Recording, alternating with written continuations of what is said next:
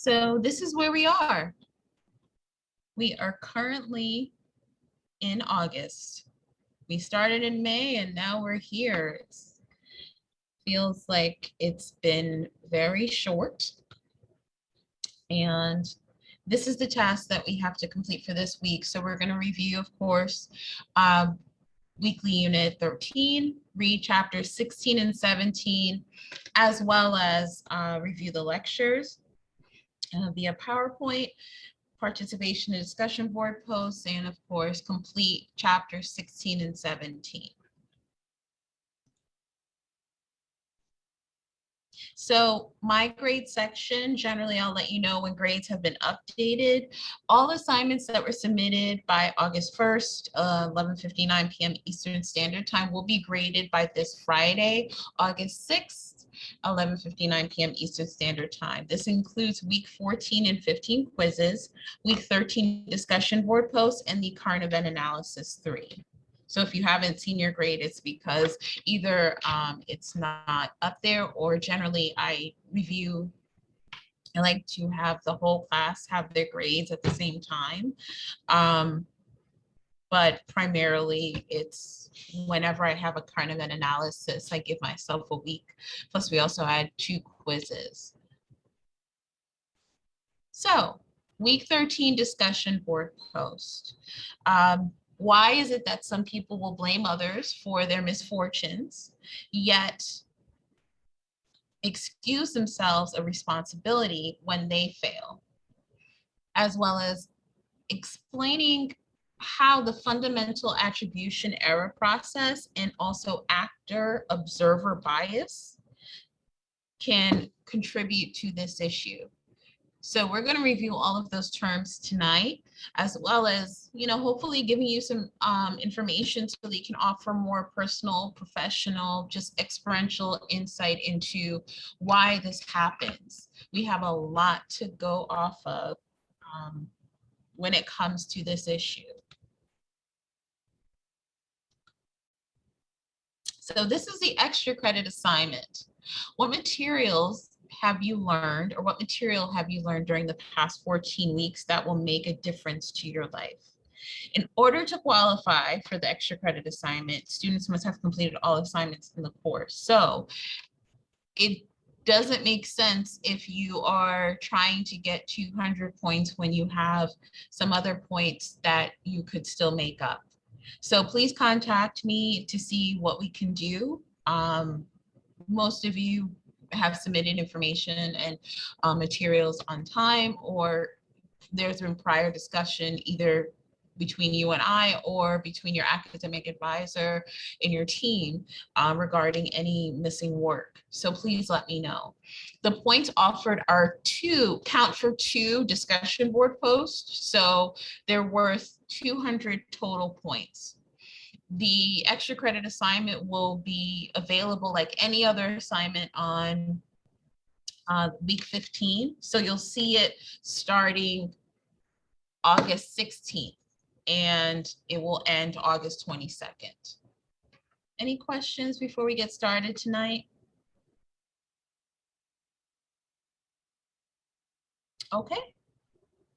So chapter 16 is all about social thinking and social influences. This could be a very easy reference for a lot of folks in terms of just how we have communicated within the past, well, now close to 20, 30 years.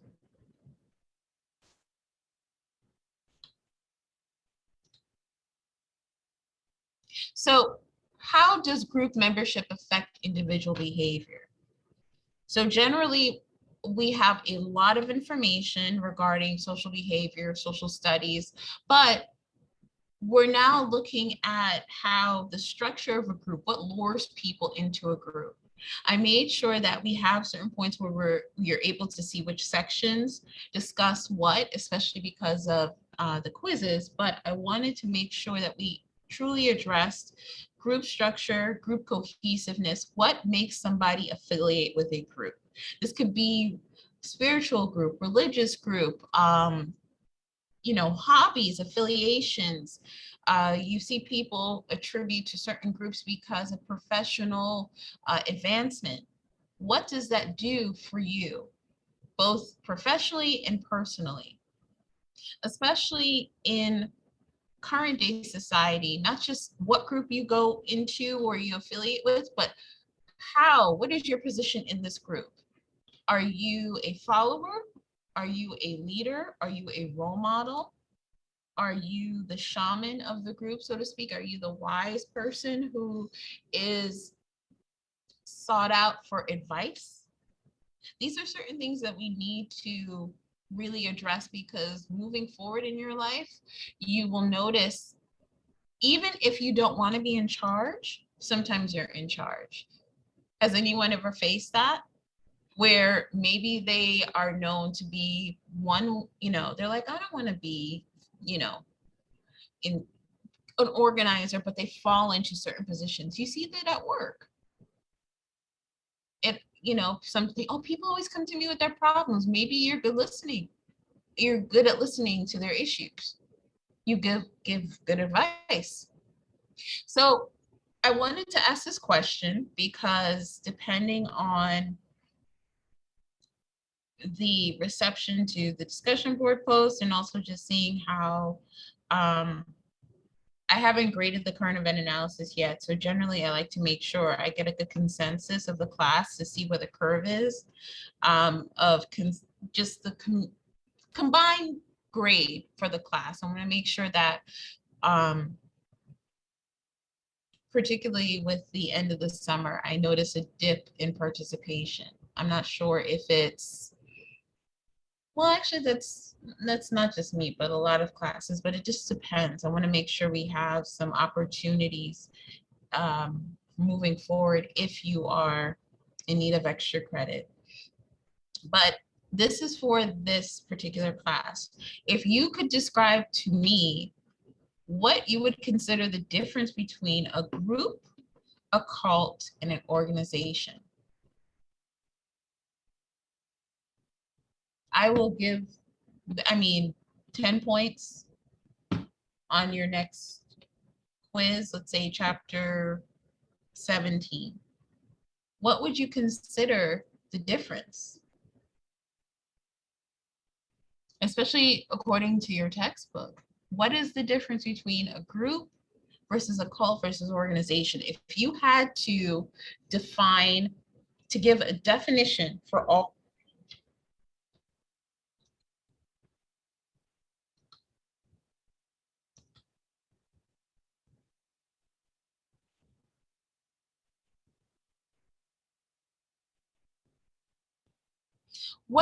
So I'm gonna question that.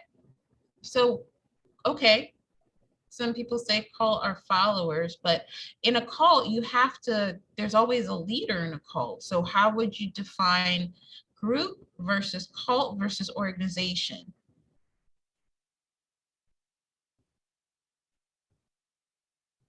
And these pictures are not in any particular order. It's not like it goes here, here, here, or here, here, here. It's literally a representation of what is most prevalent when we talk about groups versus cults versus organizations.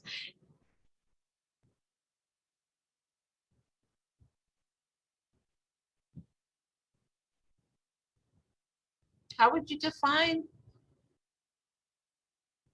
the three? Mhm.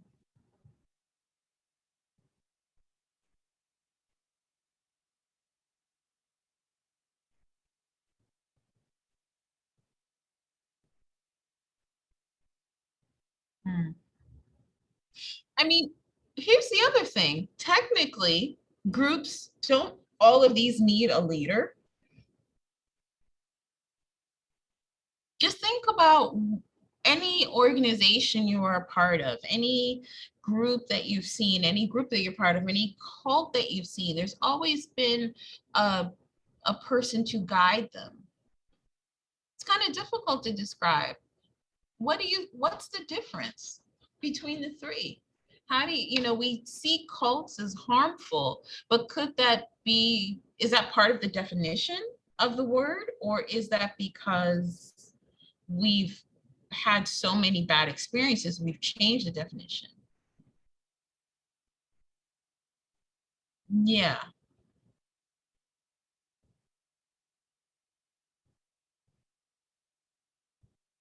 But see, couldn't you say certain groups or organization act as cults because it's their way or the highway?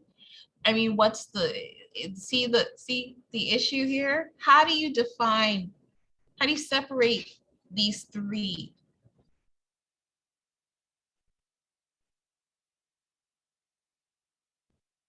Cults control their members mentally.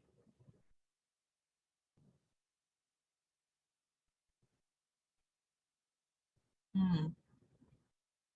Who follows which one?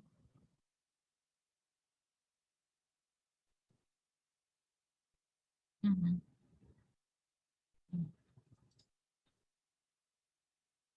I mean, once again, we could sit here and argue this all day. How do you consider cult versus group versus organization? So the Kahn group has an attribution error in culture description for individuals and society. In the effort of saving time, this is actually online on Blackboard.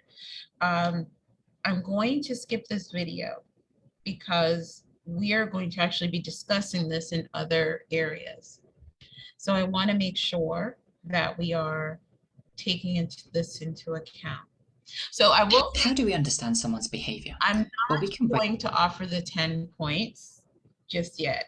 I'm going to wait because there's going to be some other things. This is a kind of longer version um, of the assignment. And this is not just because the class is a good way to get it warmed up, but I have to tell you, this argument of group versus organization versus cult, even though you have definitions in Webster's dictionary, technically the way how we have been acting, you've seen a lot of, well-versed, empirically based research changing that definition and challenging it. How would you describe this to the next generation? If they asked you, well, what's the difference between um, the mafia and the CIA? I'm not a conspiracy theorist. I'm just saying this is something that is actually argued in law classes, unpolitically incorrect discussion. How would you describe mafia versus CIA?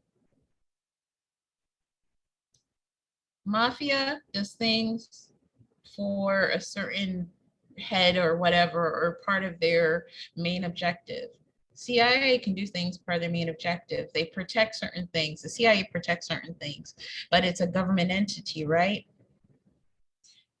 I'm bringing this up because the social situations, when we make something legal, when we make something um, accepted, we tend to conform the way how we think about things that they do in order to preserve a certain way of life.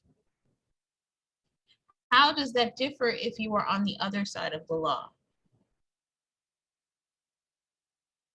You have a level of morality and legality here. So how do social situations affect how we about ourselves and others? Well, if you feel uncomfortable and you're looking around, well, I don't want to feel awkward or out of place. So maybe you will affiliate with the person that you feel closest to. If attribution theory is concerned with how we make inferences about our own behavior. So if we feel awkward and weird, we're being validated or we're being invalidated in that moment. And the person that you feel most comfortable with is the person that you're generally going to gravitate towards. Now, there's a concept of self-handicapping where you arrange excuses for poor performance as a way to protect one's self-image or self-esteem. Now, something else that came up, a great controversy the recent week, the gymnast Simone Biles decided that she's going to be removing herself from certain competition because she did not feel mentally capable to control her body and her mind. A portion of that was because she also was not allowed to take medication that she had been prescribed. She's been prescribed Adderall. So you have a person who is a performer who has to take medication in order to help her connect with her body, mind and body. She, you know, the ADHD is all over the place, so she's not able to focus. She said that she was having issues and saying, I can't do this. She, you know, let the world know, I can't perform. I'm sorry. And she was persecuted. Now, on one side of the argument, this is a person who was ill and she's not able to take her medication in order to help her perform at optimum performance, right? The other side of the argument is she's using this as an excuse because she's not able to live up to whatever she's supposed to live up to. Once again, how do you rectify that? You attribute your experiences to how you perceive the situation. You have athletes who say, absolutely not. I can't believe they said this. Why would you do that? You know, she's going through a lot. Versus people who are active observers who only can imagine and have their own feeling, well, if I were there, I wouldn't do it. So this is how our attitudes change and are acquired. We start to attribute what we feel is most comfortable, and we start to have that attitude. Well, this is how I feel. This is how I'm going to express myself. You see a lot of this. We have a clickbait society where the actual topic of the article really doesn't have as much to do with the meat of the article. However, it's so enticing that you click on it. How many times have you clicked on something you're like, oh, this really is not what I thought it would be? Why? Because it's so provocative. Your attitudes are enhanced. They're supported by your peer group, right? By your friends. So under what conditions can you go against your individual feelings to fit whatever group you're a part of? Cognitive dissonance.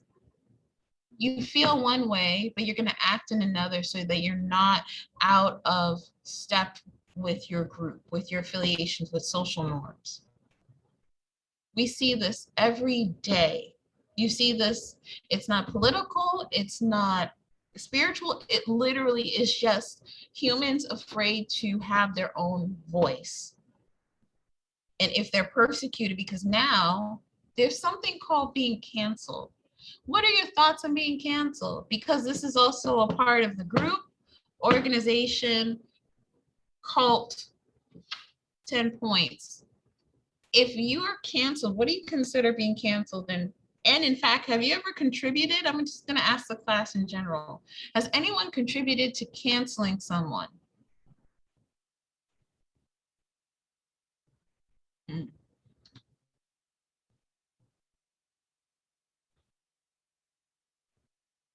You said no more a thing? Oh, no more a thing, like canceled. Okay.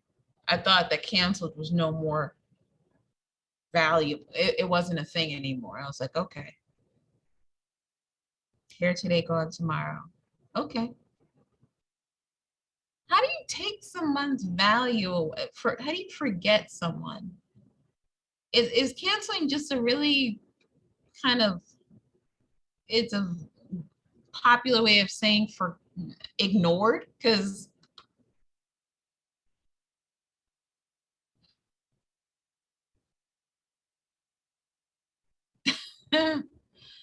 boycotted. Okay. Mm.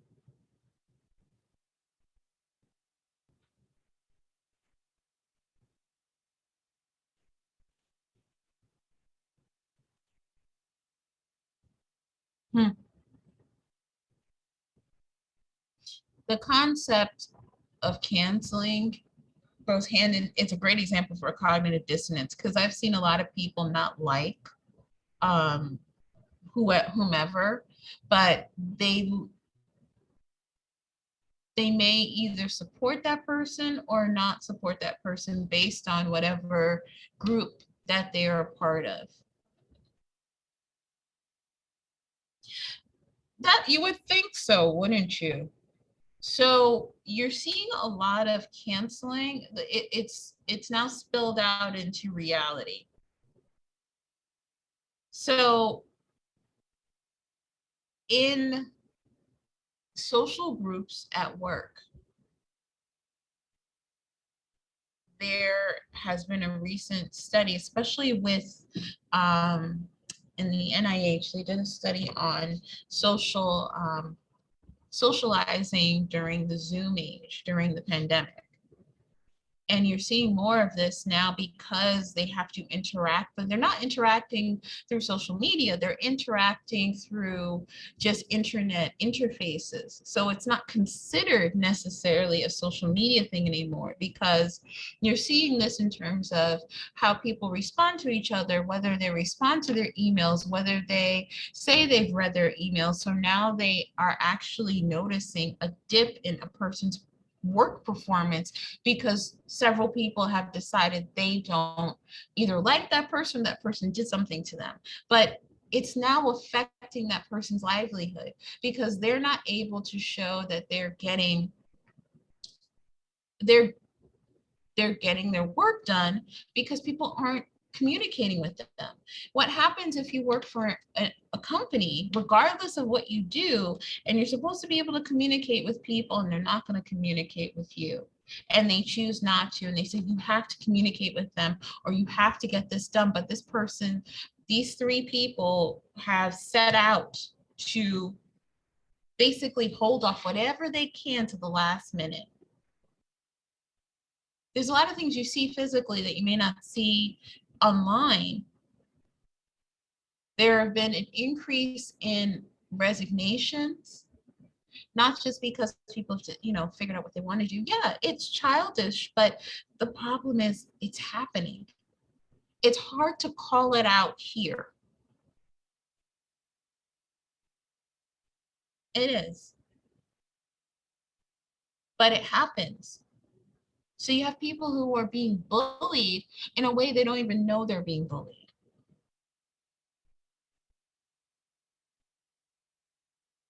Mhm. Yeah. And here's the thing about these studies. We're noticing that the bullied are now becoming the bullies.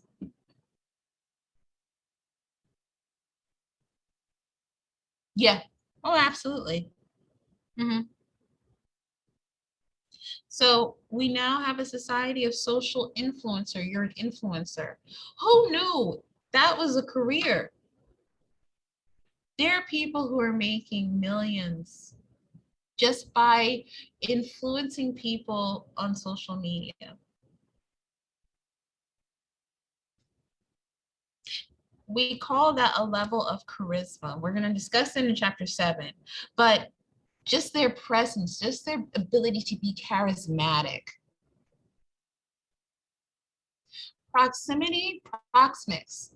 It's the study of closeness or also just influence. So we now have people who are able to give you the feeling of importance, of being special, just by giving you attention. That's a special level of personality trait. That's a special personality trait. You can have a certain level of pervasive thought process that people adhere to. They just love it. They gravitate towards you. Why is your TikTok more popular than this person? Aren't you guys doing the same thing? Why is your podcast more popular? I know kids who don't think I'm going to be this career or that career. Now they're going to be an influencer. And I asked them, what's the influence? Oh, I don't know. I'm just going to influence.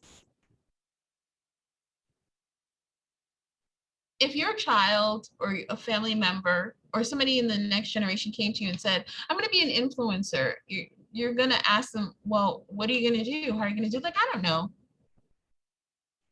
This is happening. They now have a new TikTok challenge, and the person or the group who started it, rather, it's a TikTok challenge for ingesting frozen honey, I think. I mean, it's dangerous, but it's the frozen honey. It's a different name, but of course, but it's the concept of just ingesting frozen honey. You want to know how much those people made? The group? You would think you're just in your home ingesting honey, frozen honey. Why, how and why could you make money? Advertising. Within 2 weeks, yeah, $62,000.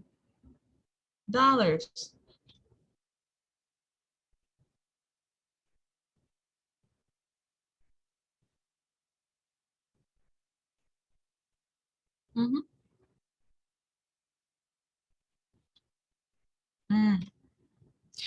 I guess just do something that people like. It's about your personal charisma. And you notice that some people feel less than. You see this, like you said, in groups with teens. There's always a queen bee, or there's the popular boy. There's always a level of hierarchy in certain groups. And you notice that some people don't shine, or they don't exude their own personality because they feel less than. This happens a lot in more so teen groups, but also we see this in studies where we start to see conformity. So the Asch conformity experiment displayed a group of men who were asked several questions, and very simple. There's no penalty for not reporting what you know and see, but even in small groups of people who don't even know each other, they seem to conform. So I'm going to show you this video and then we'll discuss. But an experiment is not a public opinion poll. It examines behavior under the pressure of social forces, as the experiment of Solomon Asch reveals. The experiment you'll be taking part in today involves the perception of lengths of lines. As you can see here, I have a number of cards, and on each card there are several lines. Your task is a very simple one. You're to look at the line on the left and determine which of the 3 lines on the right is equal to it in length. All right, we'll proceed in this order. You'll give your answer. Only one of the people in the group is a real subject, the 5th person with the white t-shirt. The others are confederates of the experimenter and have been told to give wrong answers on some of the trials. The experiment begins uneventfully as subjects give their judgments. 2, 2, 2, 2, 2, 3, 3, 3, 3. But on the 3rd trial, something happens. 2, 2, 2. 2, 2. The subject denies the evidence of his own eyes and yields to group influence. 1. Asch found subjects went along with the group on 37% of the critical trials. But he found through interviews that they went along with the group for different reasons. 1. 1. They must be right. There are 4 of them and 1 of me. 1. This subject's yielding is based on a distortion of his judgment. He genuinely believes that the group is correct. 1. 1. 1. 2. 1. 2. 2. 2. I know they're wrong, but why should I make waves? 2. In this case, the subject knows he is right, but goes along to avoid the discomfort of disagreeing with the group. Here, the distortion is at the level of his response. 2. 2. 2. 2. In the previous experiment, the naive subject stood alone against the group.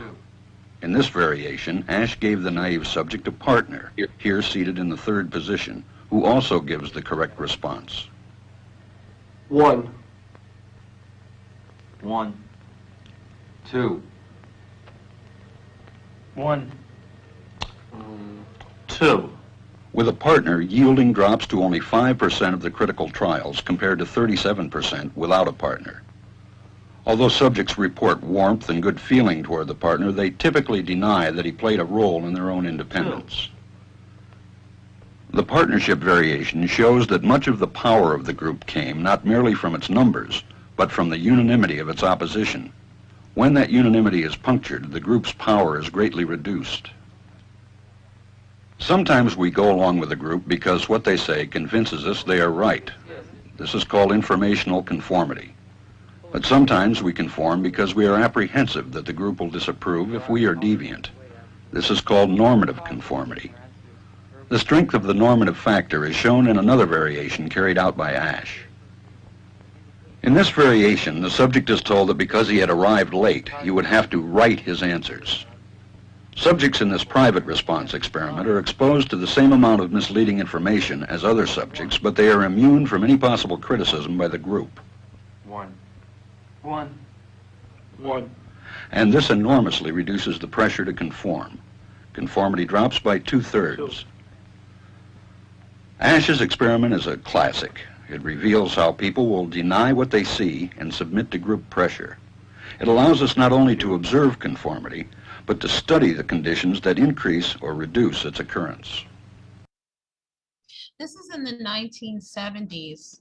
What are the odds? What do you think the percentage is, and not odds, but percentage currently of groupthink But an experiment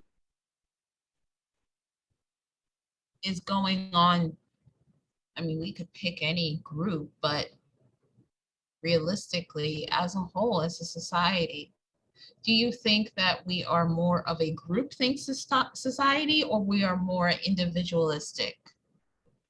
And let's pick U.S. modern day United States society. Are we a groupthink, or are we more individualistic?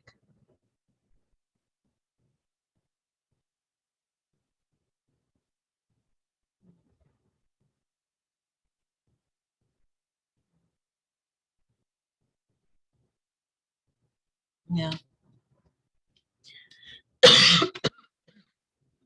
It depends on where you go in the country. It's kind of interesting that even the group that does not believe in affiliating with a group has formed a group to show lack of affiliation. So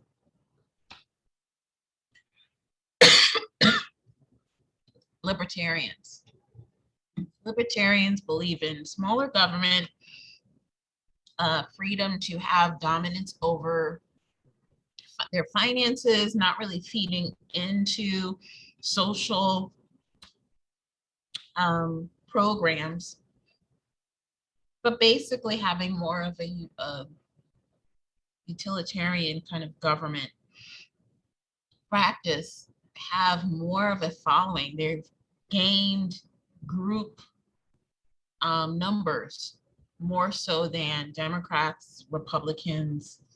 So the non-groups, the groups that don't want to be seen as groups, but more seen as individuals, are more groups. So what do you think leads to people joining groups in terms of not just socially inept, but let's get a little politically incorrect, shall we? Let's talk about politics. Why do you think people either affiliate with Republican versus Democrat versus any other political group? Those are the two biggest groups.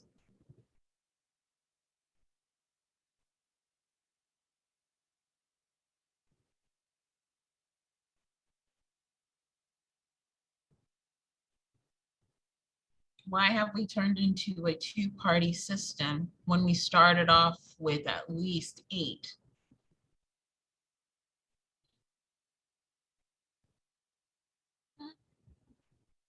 That very good point. Very good point.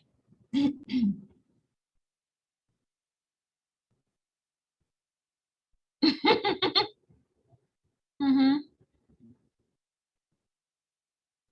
Like I said, politically incorrect. We're being honest. We're not being disrespectful. That's the difference.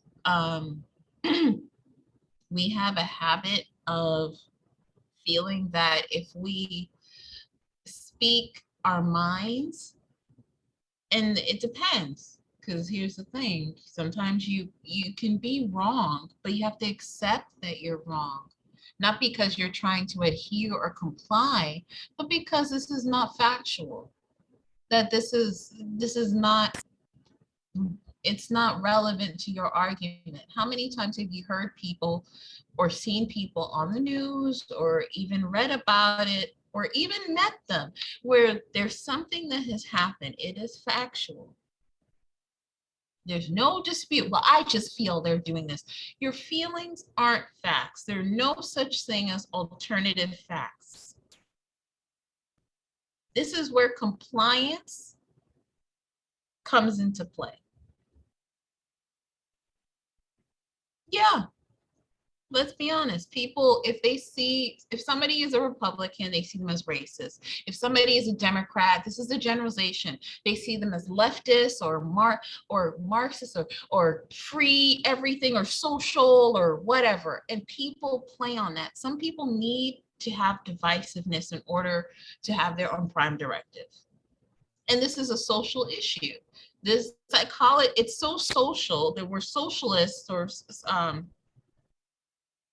sociologists refer to psychology because it now becomes part of a mental disturbance.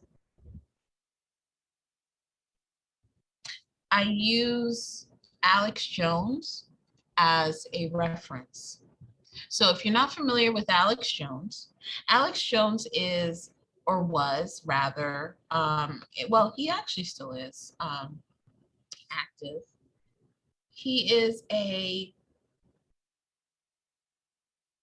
well, so he is or was I guess you could, he wasn't a reporter, he was internet personality. He had his own show, his own podcast, he had his own television show. Conspiracy theorist, you can use that.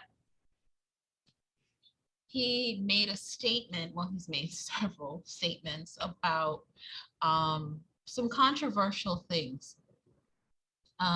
Most popular is Sandy Hook shooting, that it was a false flag, that there were actors. And I've been reading up on him because in this world we live in, some people can say things and put it out there. And if you say it with enough vigor, you say it with enough confidence, and you say it out enough and constant enough, you keep saying it, people who are not able to feel as active in their life, who want to comply because they're fearful of standing on their own 2 feet in terms of just socially. How many times have you met somebody who has a problem looking you in the face because they're so used to looking down? They have a problem talking to you. You're able to get them with the foot in the door technique.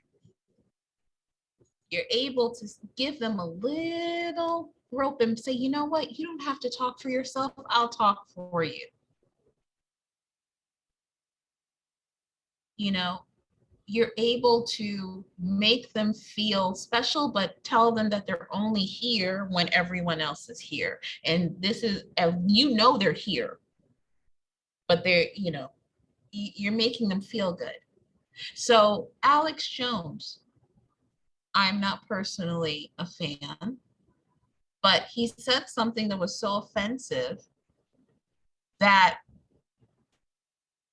and he kept saying it, and he actually apologized. He said that he was drinking, he was going through the middle of a divorce, he was going through the middle of a custody battle. But once again, is there really any excuse? No. He actually also has stated, it's confirmed, that he has a traumatic brain injury. Once again, does that make it any better? Does it make the parents feel any better? No. I wouldn't.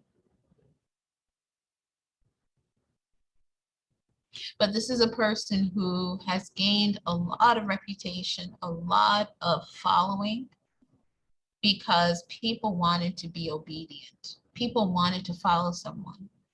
The easiest example we can always use is Trump. Why is Trump why are people so willing to follow him? People are willing to follow Obama. Can you equate? Now, here's where people get very uncomfortable, because when they hear Republican, you feel racist, right? Because of all the things that happened in the party and the fact that there's division, and you hear Democrat. But once again, only two parties. There are other parties. Why is it that those two parties are dominant? Why are people obedient just to, primarily to those two parties? How have we made it so? Yeah, followers. So I bring it back to this question. Would you consider the Democratic Party, the Republican Party, those two particular parties, would you consider them a group, an organization, or a cult?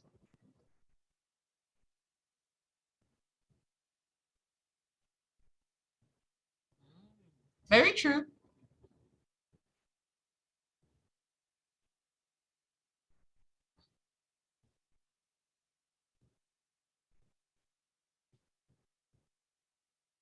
Which one?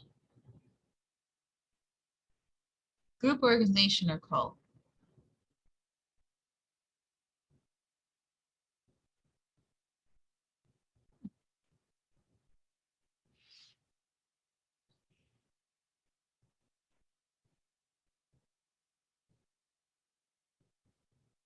Mm-hmm. Mm-hmm.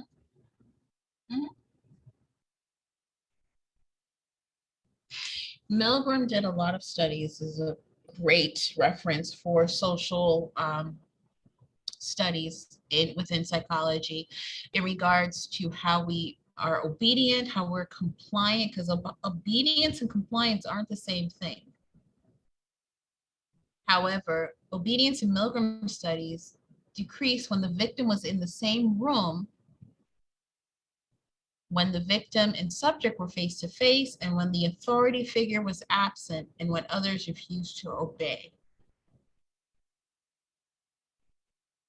So if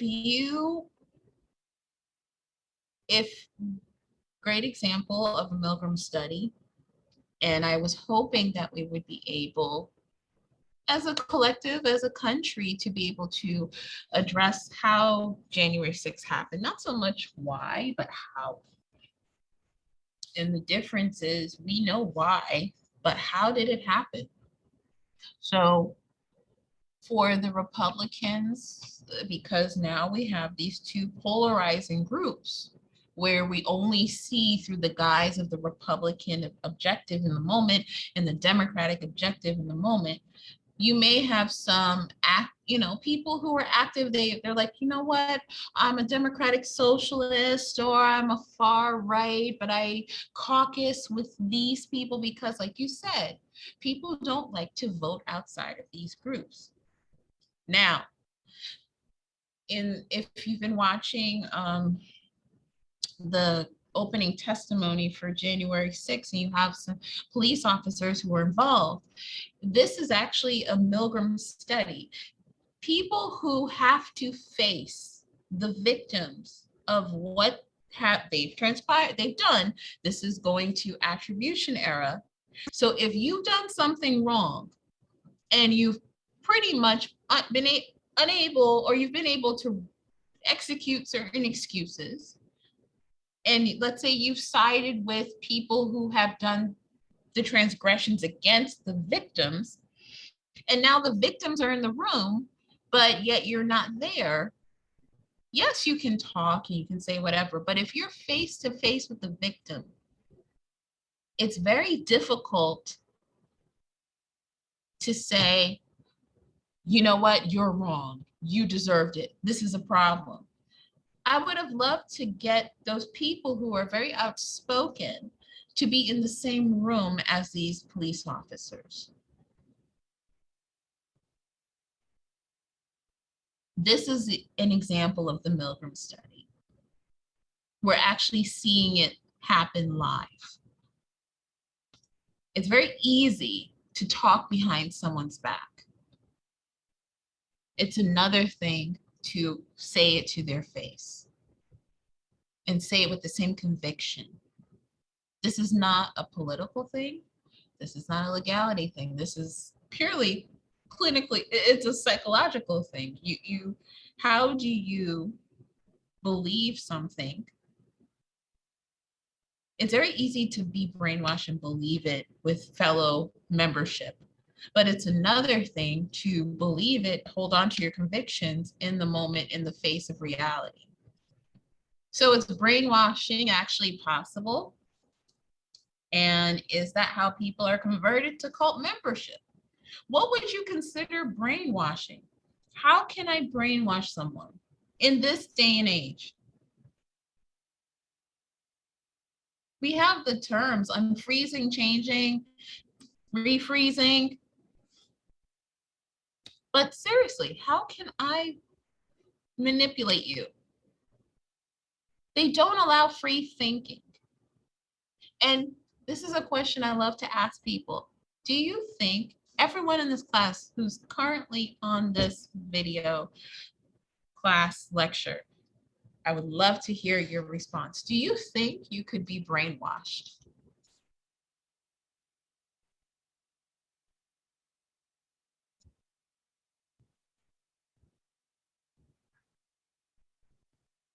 Why? Of course. Wow. Okay. Okay.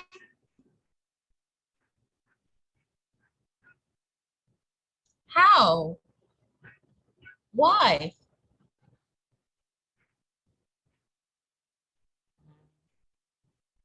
Good point, Rena. Oh, yeah, that's good. If it's not the people.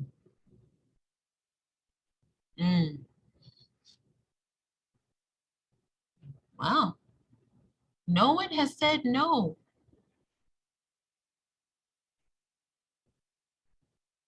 Mm. So, do you think you could be converted into a cult membership then?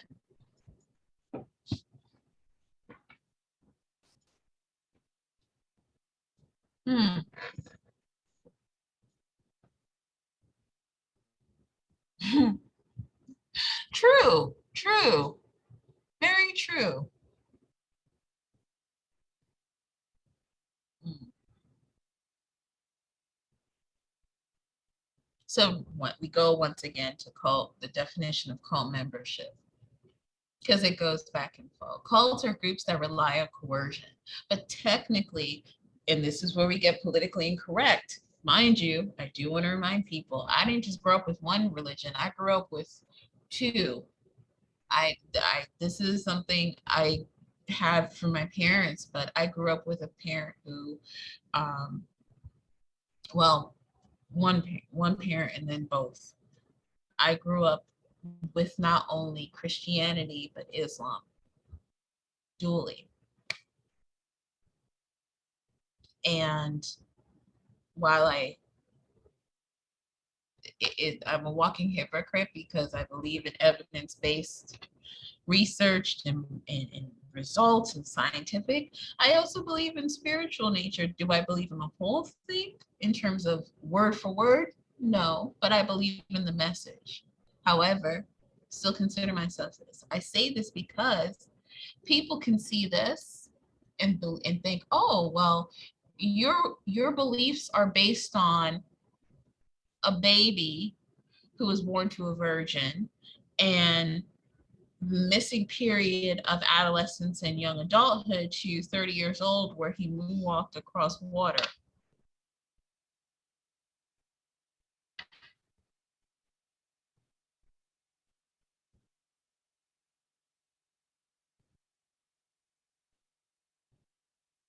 Can I argue with that? There's a certain level of belief and faith we adapt with religion. Mm-hmm. Yeah, to someone who doesn't believe, it sounds nuts. Now, once again,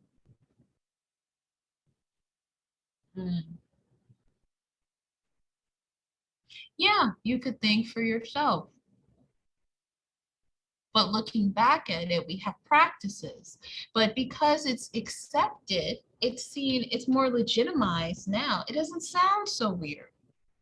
It's been around once you hear it over and over again. We could sit here and talk about this all day.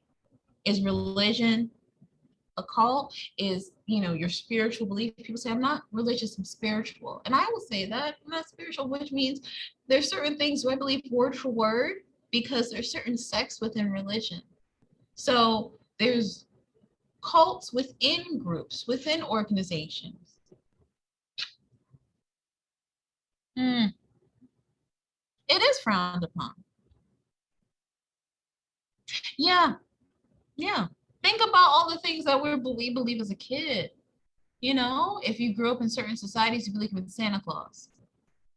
If you grow up, in other, faiths, you believe in certain days of the year having more of a presence than others. It's difficult, but it doesn't sound weird because if we were raised in this is all we know. So we have to think about this socially. We often say, no, we're never going to, believe in X, Y, and Z. Or no, we could not be brainwashed. And the whole group, organization, cult, who's to say that we don't have all of those? Mhm, mhm. Never met Christopher Columbus. Right. Historically, Thanksgiving, they never served turkey. They didn't have turkey to serve. It wasn't geographically found here.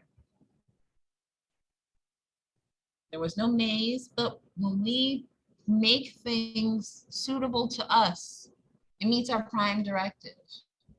So now we have other organizations. You have QAnon. People are like, oh my God, I can't believe people believe in QAnon. Really?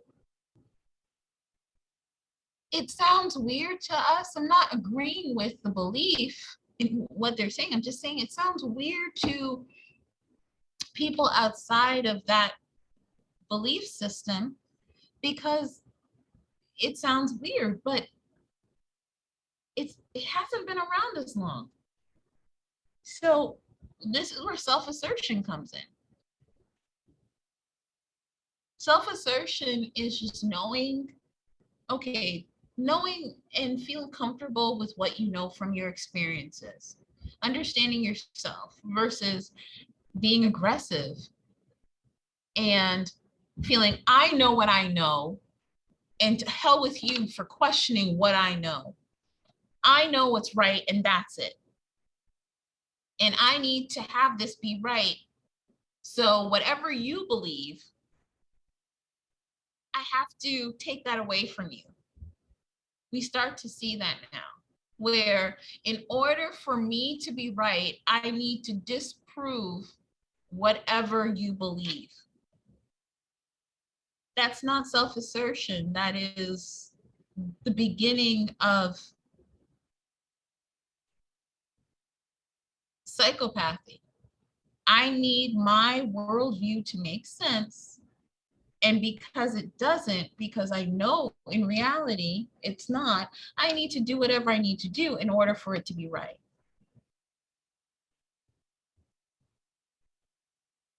Yeah, we have to be open-minded. Just because I don't believe in QAnon and I find it, oh, it's, the first thing you're like, that's so silly and whatever. Yeah, it sounds silly to me. But if you put every belief system under scrutiny, you're gonna have a problem. Let's talk about, let's go down the list, shall we? Because this goes into the more fun part of our lecture, chapter 17. So we get angry when people don't agree with what we agree with now, apparently. You can't just have a thought and still be friends. If you're a Trump supporter, you're completely a jerk. And it's hard. I'm not going to sit here and say, oh, no, we need to do this and this. No, we're human. It's hard. If somebody has done and said really obnoxious, just, the evidence speaks for itself. You're like, I agree with him. You question what that person agrees with. The person can say the same for you. If they detest, what's the opposite of Trump at this point? What, Bernie Sanders? I don't like Bernie Sanders. He does X, Y, Z and whatever. And maybe you agree with Bernie, but you see the morality in liking Bernie, and they may see the practices of Trump. But because you're so angry, nobody can get a word in edgewise. And now it's not just I believe what I believe and you believe what you believe. Now it's you believe that and I hate you.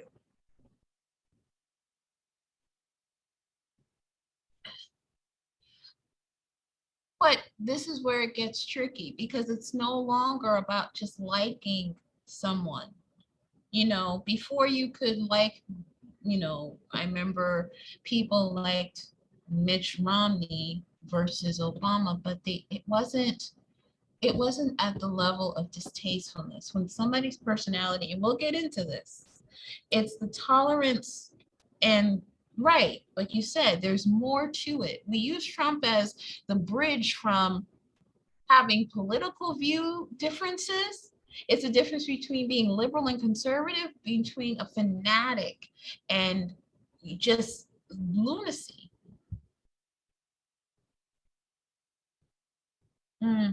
Yeah. Yeah. Trump is a phenomena that really was coming, where he fits the aggressiveness, where I need to be right because I'm right, but it's not because of his political views, because he really doesn't have any.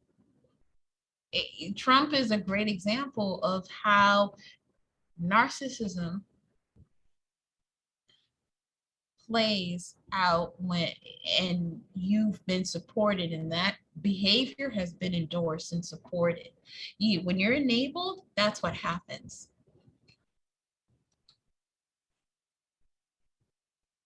Well, yes, boorishness and hatred, yeah. And it's not political. It really isn't. It's not political.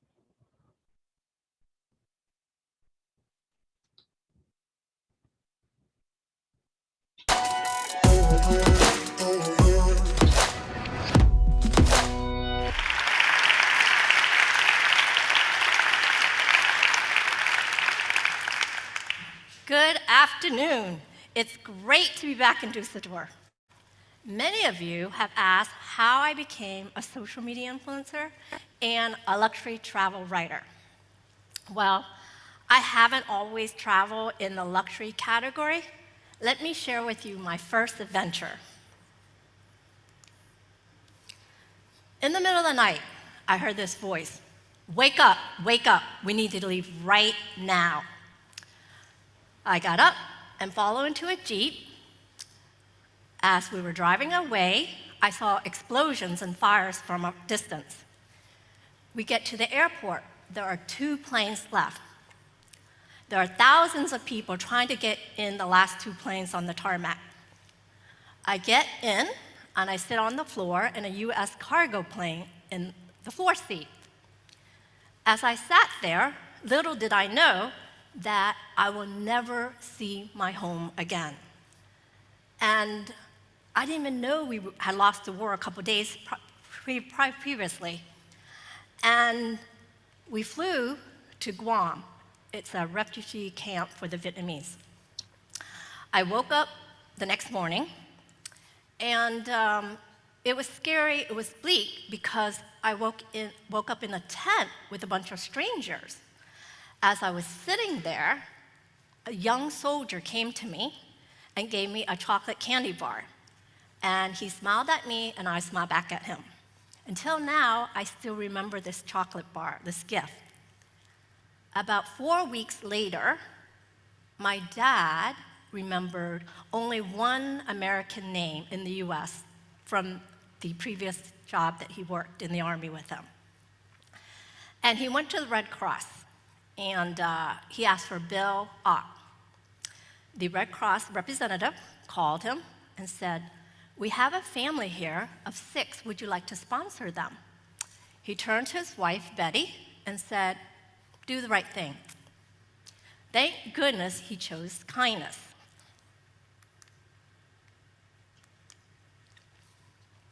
Years later, I interviewed him for an article. And I asked him, "Bill, why would you sponsor an entire family of 6 to the US?" And he shared with me that I would rather regret something I did rather than something I did not do, which inspired me because at that time, I was quite tired of my 6 years job as a cybersecurity person. So I went for my next adventure. And the next adventure, I and a bunch of other ladies collected clothes, monies, and shoes and toys to go visit a boys' orphanage in Lima. We get there, we passed out chocolate and toys and play Easter hunt with the children. In the corner of my eye, I could see this young man trying on a pink pair of shoes that we threw in. And I remember at the time, like, why did she put in a pink pair of shoes? Because we're going to a boys' orphanage. But at that moment, I understand the scarcity of the situation. After that, I went back home and started a website in 2010, and I wrote about the article about my experience with these young boys. And then I read a lot on social media, and I would read things like, you can do social media in 10 minutes in 1 day, per day, and you can also do social media in 30 minutes a day. I don't know how many of you are on social media or how active you are, but it is complete rubbish. It's a 24/7, there are no shortcuts, so if somebody tells you there's a shortcut, believe me, none.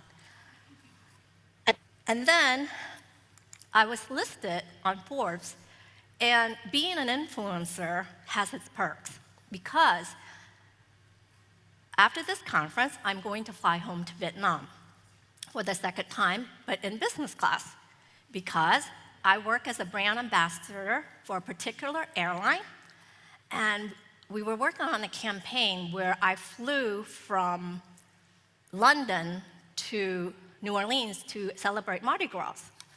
And I noticed that everyone spoke with an English accent, and I was the only one on the plane speaking English with an American accent.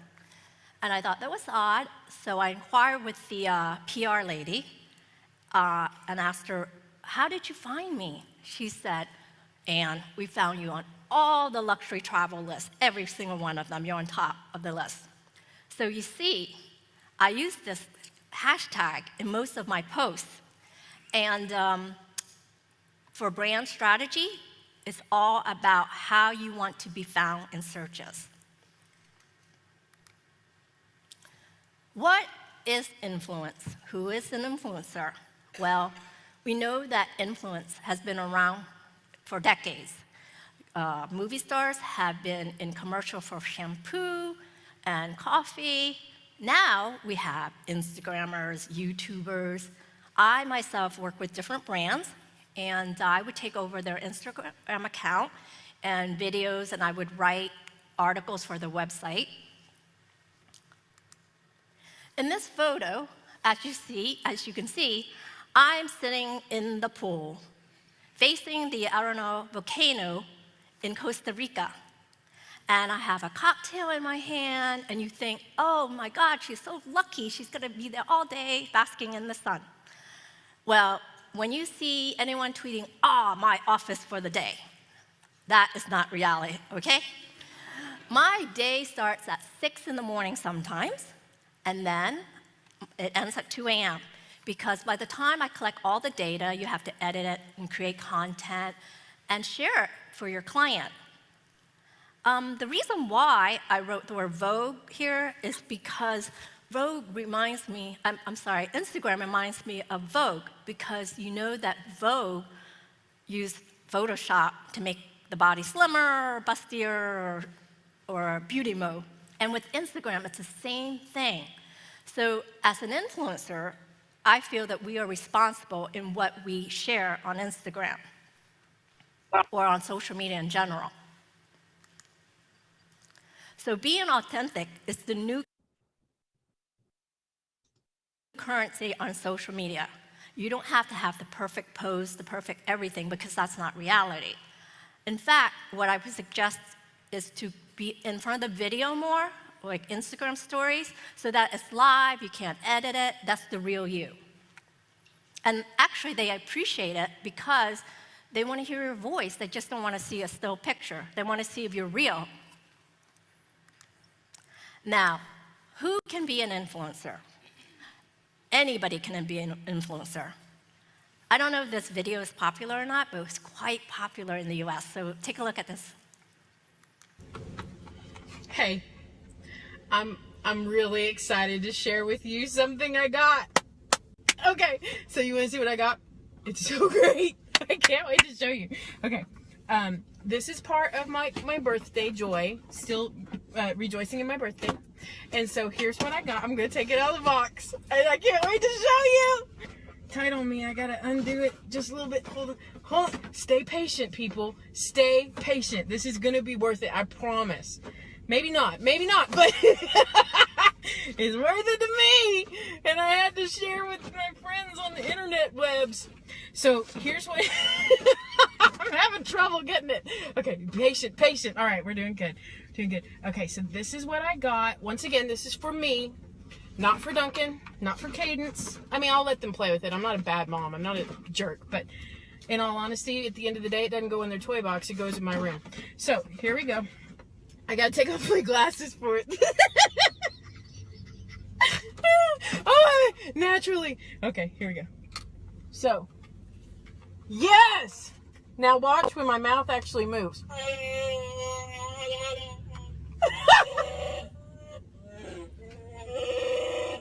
That's not me making that noise, it's the mask! Here, listen.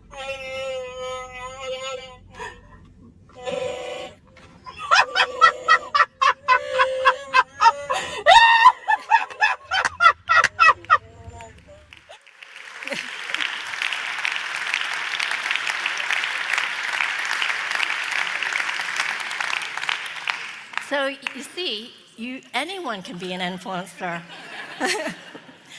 And actually, she shared this on Facebook and has received over 161 million views. And in addition, she now partnered with that particular store and was compensated very generously.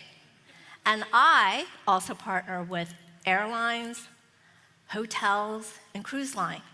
And I worked on a cruise once, and I went to the Dubrovnik.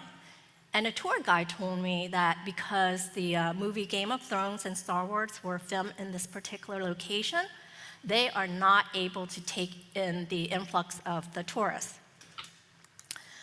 In fact, They don't even know what to do with their trash, let's say in Venice. So they're putting a cap there as well for folks coming in.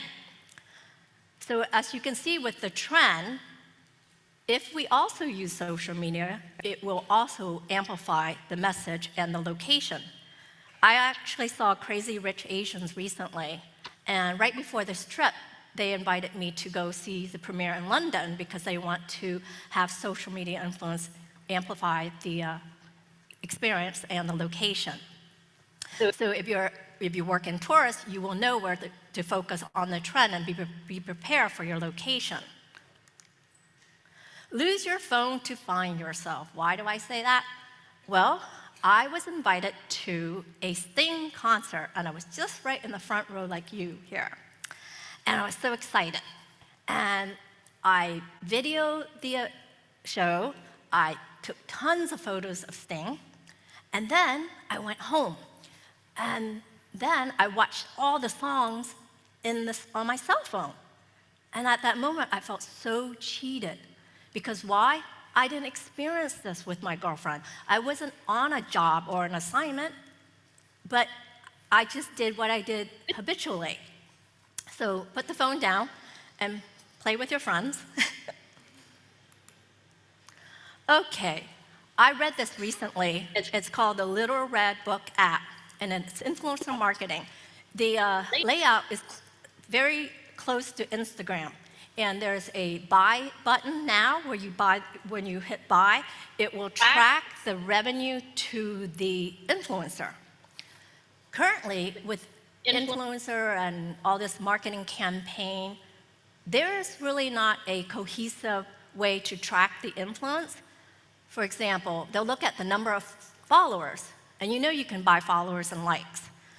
And they track by engagement, impressions, and likes, and number of views on YouTube. Well, how do you measure the success of a campaign?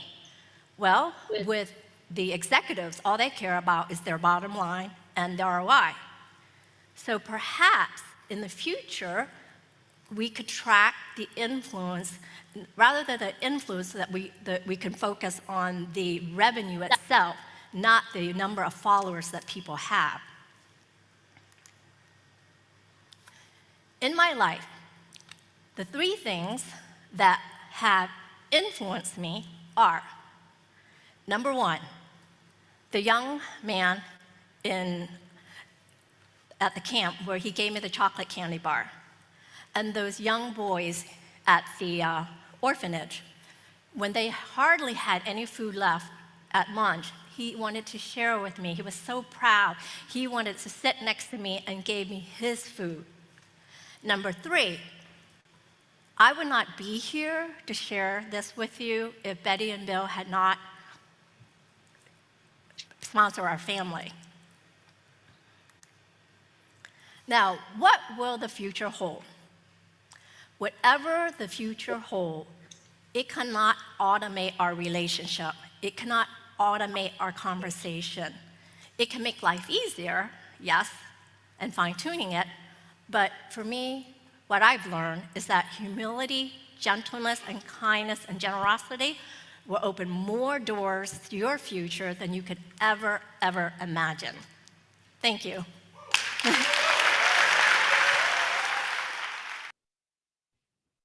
So, social influencing. She was very honest, because that is something that I think a lot of people feel, yeah, it seems really easy, but it seems like it's also a lot of work.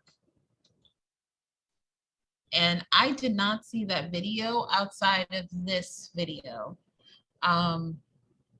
So she definitely had a lot of exuberance, but isn't that something? All you have to do is just be charismatic. So that's how we affiliate. It's a sense of approval, support, friendship, love, and information. It also reduces your own anxiety. When somebody says you're not alone, it's very comforting. So, however, And this is where we get into viewer discretion is advised world. I don't know how many of you are old enough, but how many of you remember David Koresh?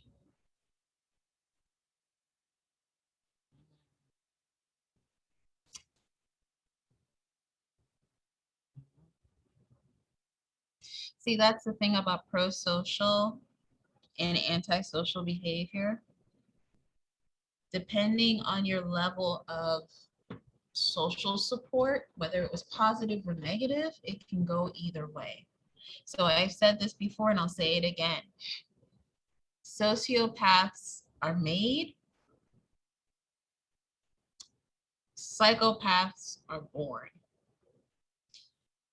So this is why I asked the question about groups versus cults versus organizations, because we have people who are in positions who unfortunately probably fall in one of these two categories, sociopath or psychopath.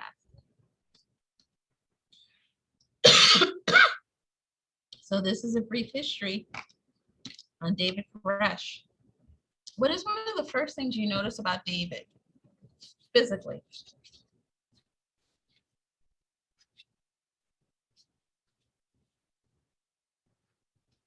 Yeah.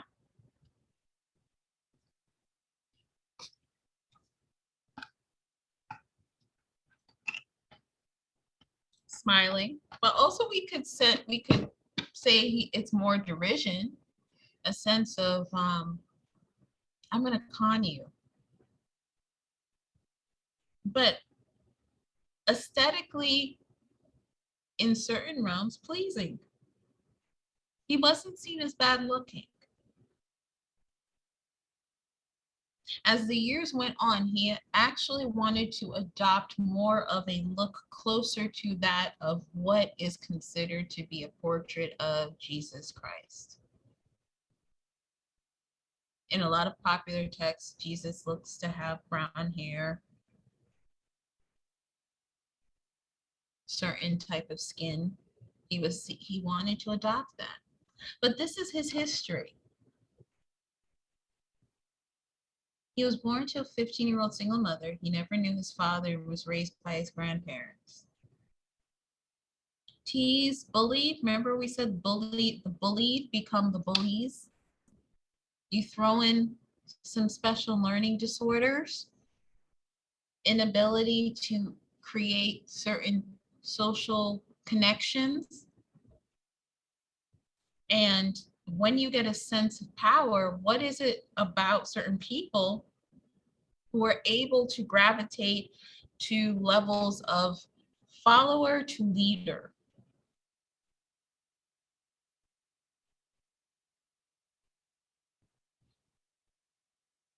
And it seemed like he knew what he was doing.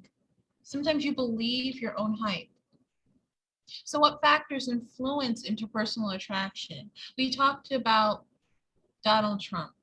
I don't necessarily see him as, and this is always a dispute because of the effects that he has had on people, but he had two things going for him. He had enablers, people who allowed him to continue to believe what he believed. The best way to stop a narcissist is to not feed into them. That's the best way to stop them, because they always want to be seen as better. But if you do not feed into their delusions of personal grandeur.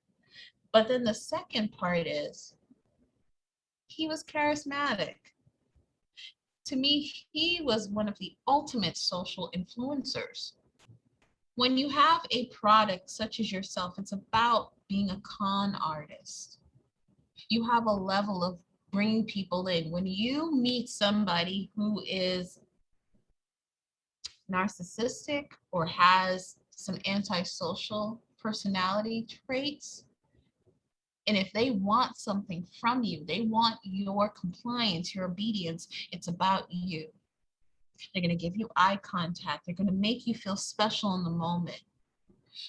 A lower grade form of this is actually known as love bombing in current society. So I will work with teens, young women, even older adults, and they will use the term, I was love bombed. This guy, he gave me everything. He would text me, he would call me, he would say, he said, good morning, beautiful, good morning, good night. He would make sure everything was going great. And, this would happen consistently for maybe between 4 weeks to 5-6 months. And next thing you know, the person completely left you. No more texts, no more calls, no more contact. And the person is left devastated because they made it all about you. And now you're left wanting because you've never had that level of attraction. You've never had that level of love. We see this in people who have this issue with folks who give you interpersonal attraction. It's the social exchange theory. In order to maintain certain relationships, you have to give them a reward. You give them all this love and affection and care. That happens a lot in social influencing, but especially on a personal level. This is where we get into the cult spectrum of things, right? You want to make sure that that person knows that you have a special connection with them. Another example of a person who exhibited antisocial traits may have been considered a psychopath is Jim Jones. This is further back. Prior to 9/11, this was the largest number of American lives lost in a single non-natural disaster event. It held the record. If you've ever heard the term drink the punch or drink the juice, it's referencing Jonestown. Anyone heard of this prior to this discussion?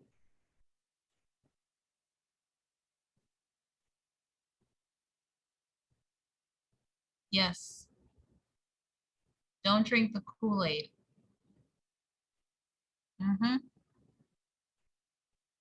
Yeah. So Jim Jones, like a lot of people, decided that they wanted to start something off as good. Yeah. And sometimes you do notice that it seems like the road to hell is paved with good intentions, right? But you notice this a lot in positions of power. You see this in politics, you see this in religion. Why are there mega churches? You reach out to the masses, right? You see this in all different forms of certain practices. You see certain imams who have a certain level of power. You see certain religious people who may have certain financial wealth. You're like, where is that coming from? And sometimes they'll be very brazen because they believe their own message. So I want to show you a video based on the history and actually just the anniversary. Jonestown Massacre.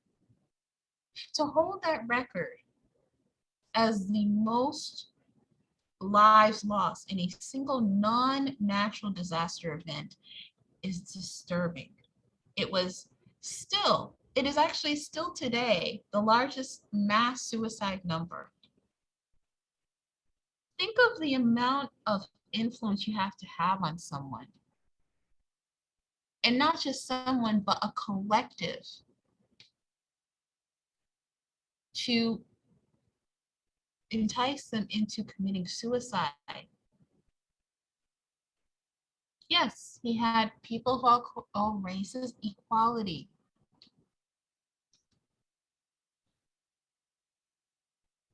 Started as an effort by a charismatic preacher to build a new society, but it ended, of course, with the tragic deaths of more than 900 people.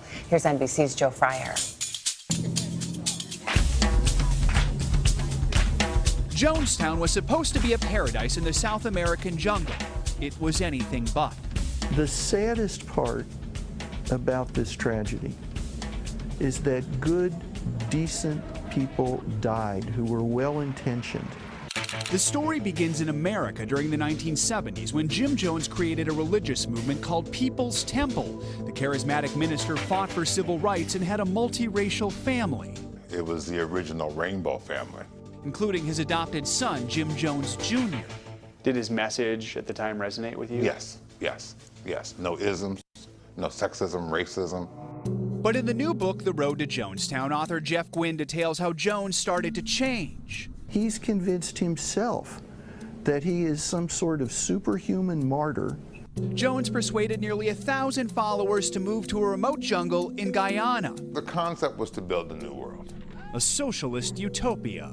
Jonestown was described as his paradise, and it was not. Former member Leslie Wagner Wilson says followers were overworked and underfed. And then as time wore on, I realized that there was no future in Jonestown. Jim became increasingly paranoid. Jones was obsessed with revolutionary suicide. He felt followers should be prepared to die for their cause, even having them drink fruit punch he claimed was poison. Only after most of the people drank the liquid did he tell them, it's not poison, I was just testing you. In November 1978, a concerned congressman, Leo Ryan, flew to Guyana to investigate, accompanied by NBC News. While some followers praised Jonestown, others wanted out. What is your wish today? To go back home. And where's home? U.S. As the congressman left, he took 15 defectors with him, angering Jones. People play games, friend. They lie, they lie. What can I do about lies? Are you people going to leave us? I just beg you, please leave us. He ordered gunmen to follow the group to the nearby airstrip, where they opened fire. 5 were killed, including Congressman Ryan, NBC correspondent Don Harris, and cameraman Bob Brown. Sound engineer Steve Sung and field producer Robert Flick escaped, as did Ryan aide and future Congresswoman Jackie Spear. Back at the commune, Jones gathered his followers for a final sermon. We've had as much of this world as you're going to get. Let's just be done with it. Let's be done with the agony of it. This time, Jones served a punch spiked with cyanide. More than 900 died, 300 of them children. Jones shot himself. We know from autopsies conducted later that a considerable number of people were held and forcibly injected with the poison. In the end, how many relatives did you lose? I lost 11 relatives. Wagner Wilson and her 3-year-old lived because they were part of a small group that escaped during the confusion that morning, hiking through more than 30 miles of dense jungle to safety. How scared were you to try to escape? I was terrified. I was waiting for a bullet to hit at any moment. I was prepared to die on that day. I don't know how I can ever describe it in words. Jim Jones Jr., 18 at the time, lost his wife, but he lived because he was in Georgetown, Guyana's capital, as part of his frequent public relations work for the temple. So the million-dollar question is, would I have done it? I can't say I would, but I can't say I wouldn't have. That shows how much power Jones had. And part of that, I believe, is because we all are looking for a place to fit into the world. We're looking for love. We're looking for acceptance, and Jim Jones provided that. Today, a memorial in Oakland serves as a remembrance for those who died, predominantly African Americans and the elderly, whom Jones's initial message resonated with. I think the lessons of Jonestown is to really go within so you don't have to go without. It's better to live for a cause than die for it. Despite what happened, the minister's son still goes by the name Jim Jones Jr. I'm proud of the upbringing and the education I was given. That's a lot to be proud of. I also have to accept the horrific tragedy that my father caused, but he caused it, not me. For Today, Joe Fryer, NBC News. When looking back, I remember the headlines around that time, and it was just, you almost couldn't even get your arms around the idea of what had happened there. It's unfathomable. I don't think there's been anything like that since. It's just... And so many minors, over 300 children. Yeah. So sad. Hello, Today fans. Thanks for checking out our YouTube. Isn't that something? 300. Yes, there's always conspiracy theorists who believe that there were more, just the level, the amount, 900. 900 people willingly. I mean, there's not really willingness, especially because of minors, but that amount of people who would do this in unison, what would make you believe or follow someone to that level? And it's not so much that they were manipulated, yeah. But what's interesting is that he almost ran a study beforehand. So they were expecting to die from drinking something prior. And he said, nope, it wasn't that. So he knew he had that power. So we talk about even just interpersonal attraction and love and how they differ.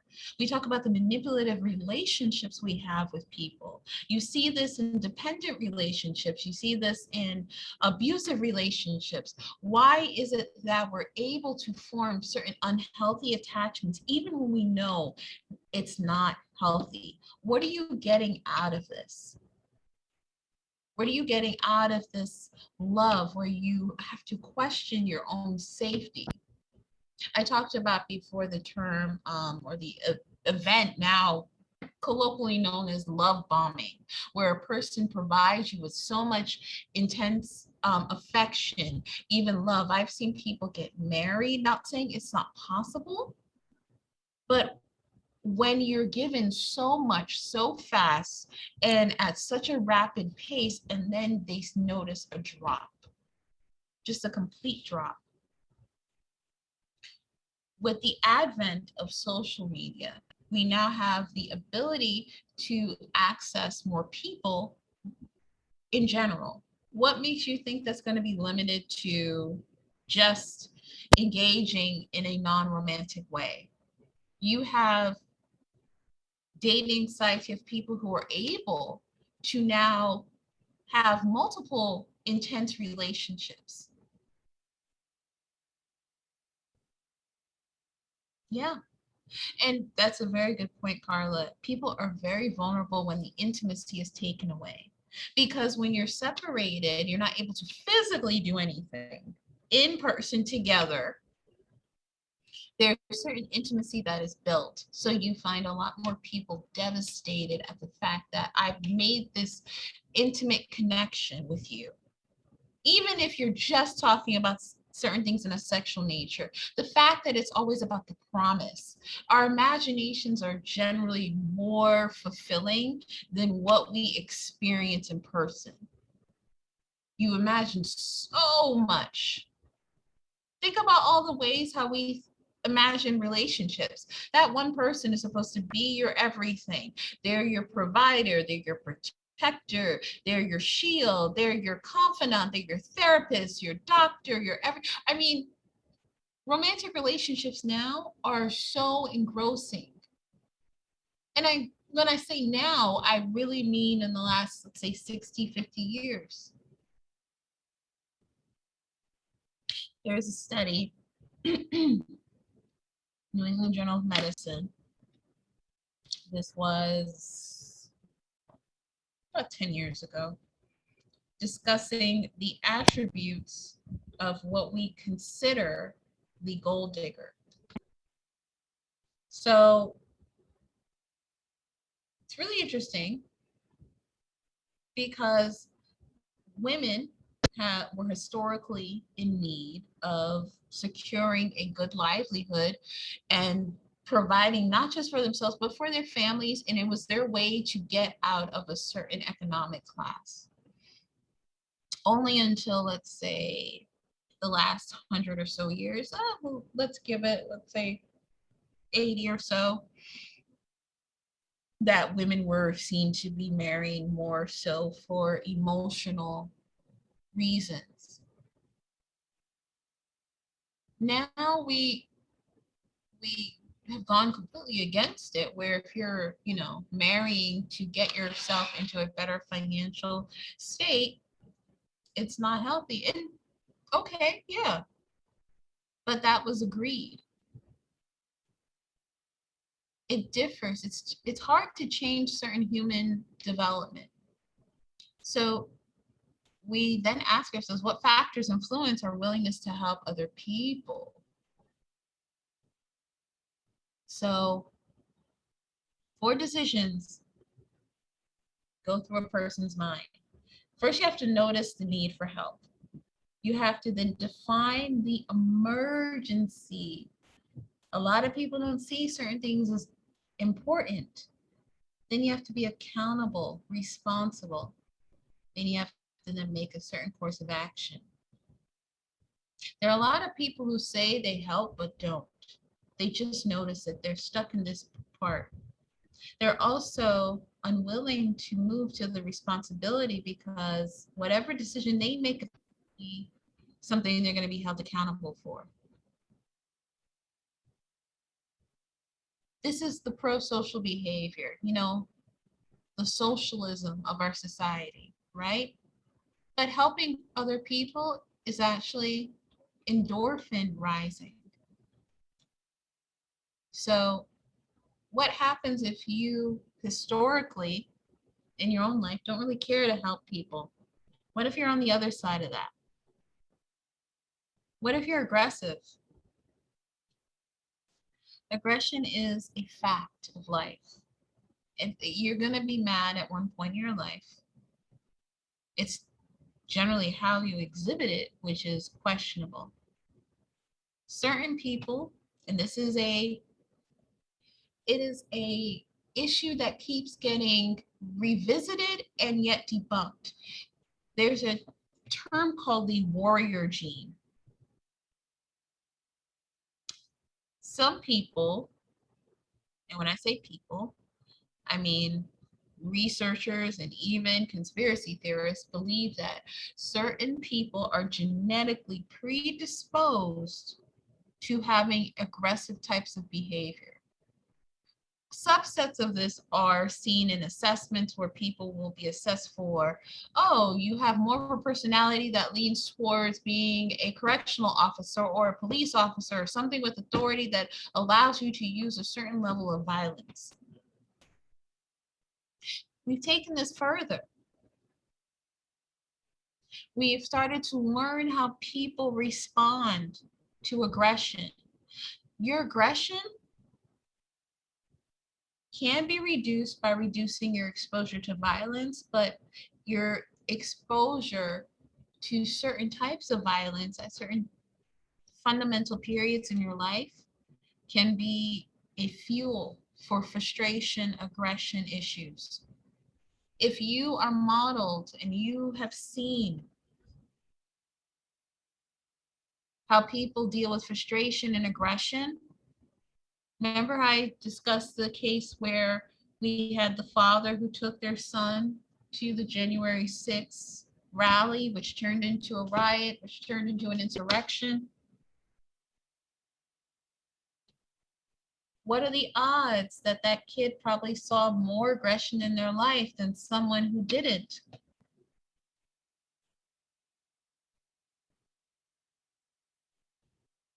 What are their odds that they would have participated or they would have said, Dad, let's just go home if they saw something really bad happening? Frustration aggression hypothesis, when your drive to a goal meets the obstacle to a goal, and then you get frustrated. So you see how frustration and anger can be cyclical? Some people get frustrated, they get angry. The anger turns into aggression, and then there's some moment of catharsis. Now, the catharsis means how you exhibit this anger. Whether it's positive or negative is up to you. This is when you have the release. But frustration and anger go back and forth. You get frustrated, you're angry, and it makes you frustrated because you can't get rid of that aggression. A lot of people get stuck in that issue. So we use this frustration aggression hypothesis, and we try to attribute it as to what is common, especially in serial killers, but the mind of a killer. Whenever we're looking at pro-social and antisocial behaviors, we try to pinpoint how many people who have exhibited not just one or two, but multiple forms of homicide? What is going on with them mentally? Do they have this monoamine oxidized trait? Is this something we can see? Remember I told you about the brain chemistry for serial killers, the activity, the activeness of serial killers. So I want to show you this video and then we'll discuss.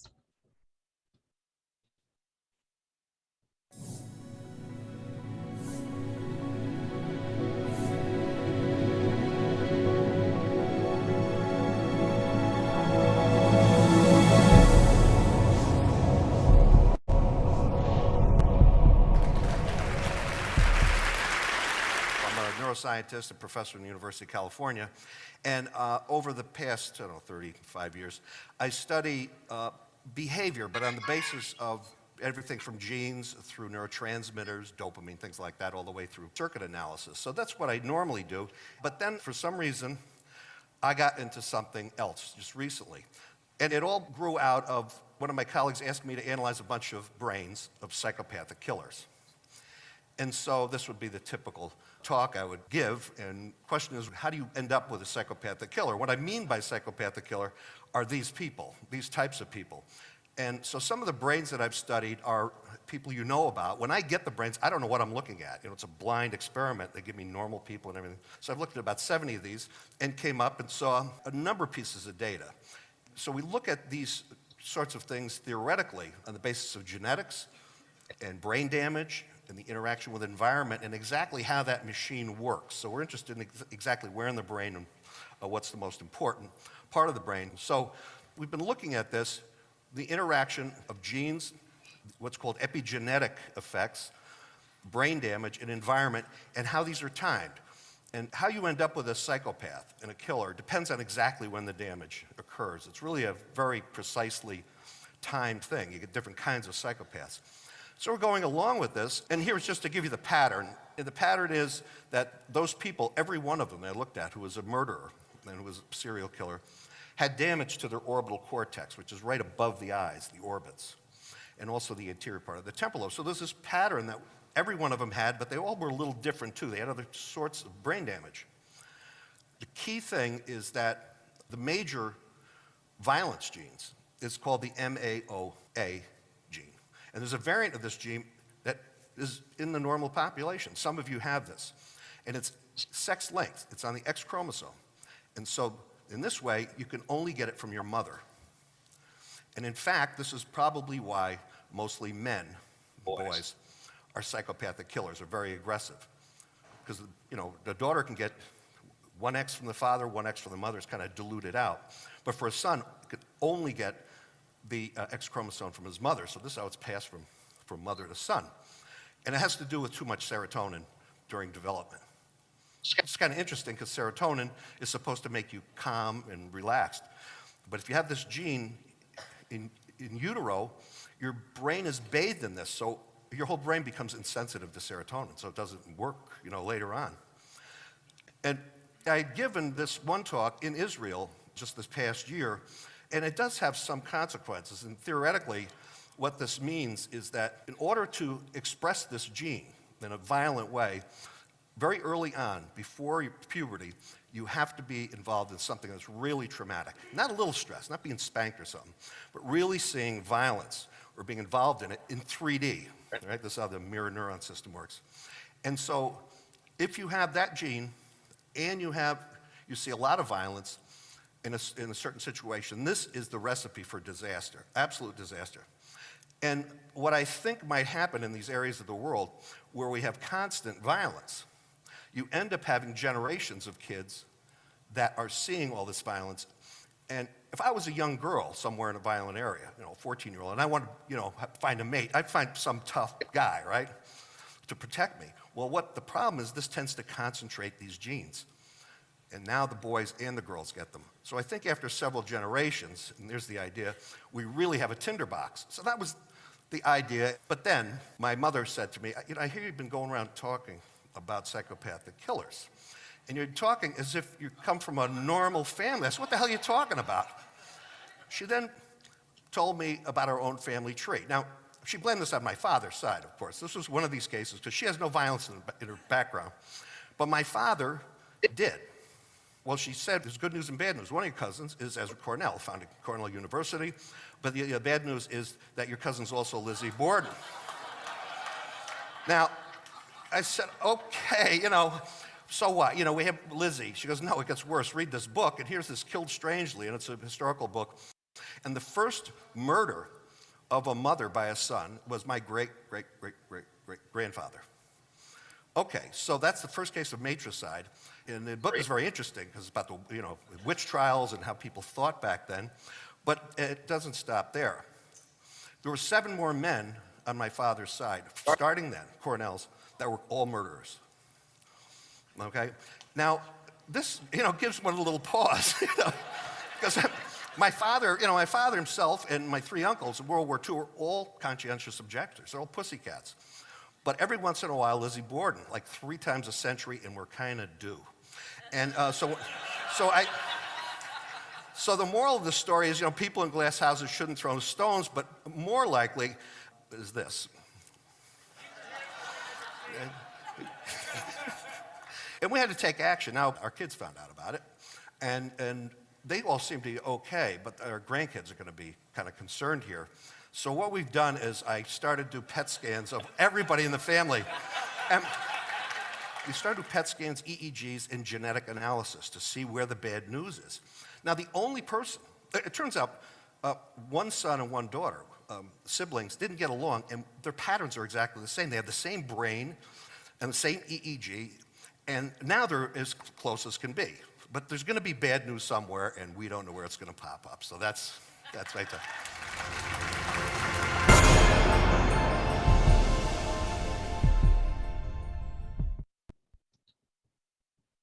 So when you hear that, because this has also been controversial, because unfortunately, some researchers have stated that there are certain races that exhibit this more, and that you find this primarily in certain races. Now, here's where I bring into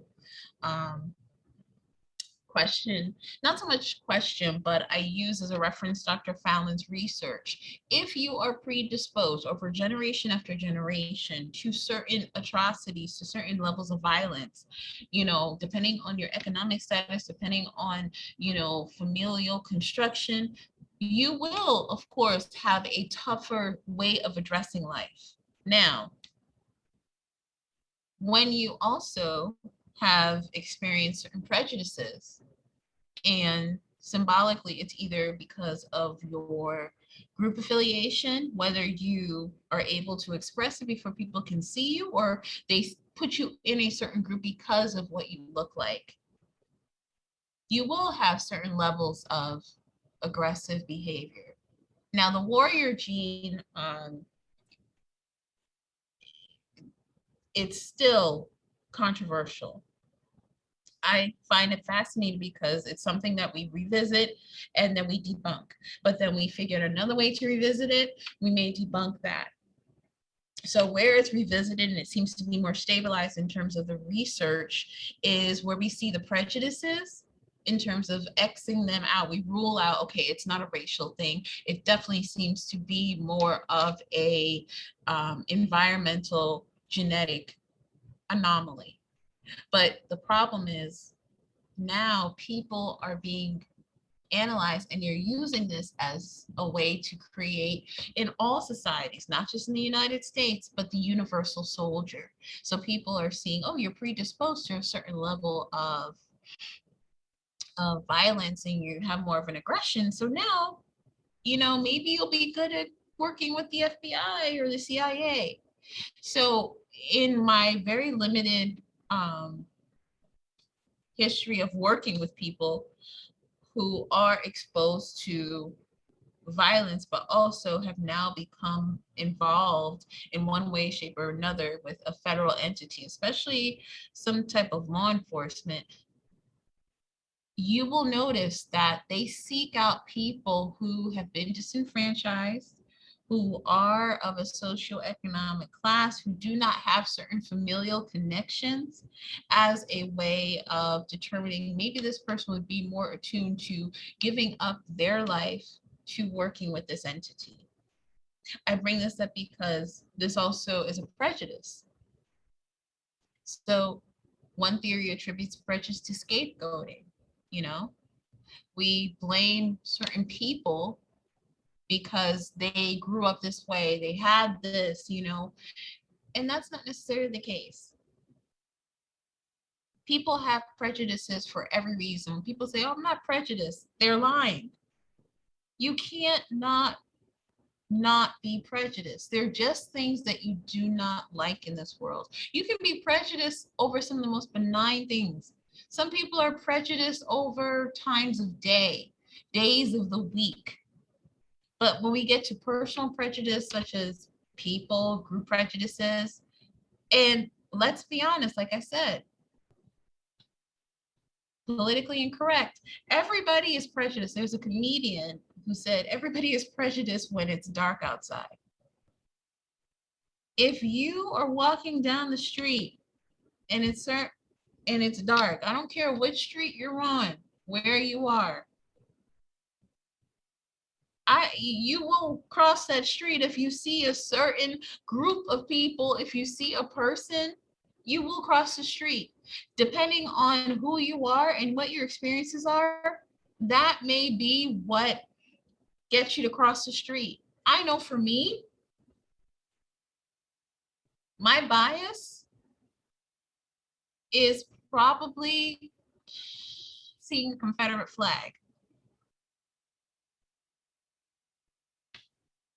Why? Why, you ask? Well, you know, historically, Confederate flags and people of my skin tone do not go well together.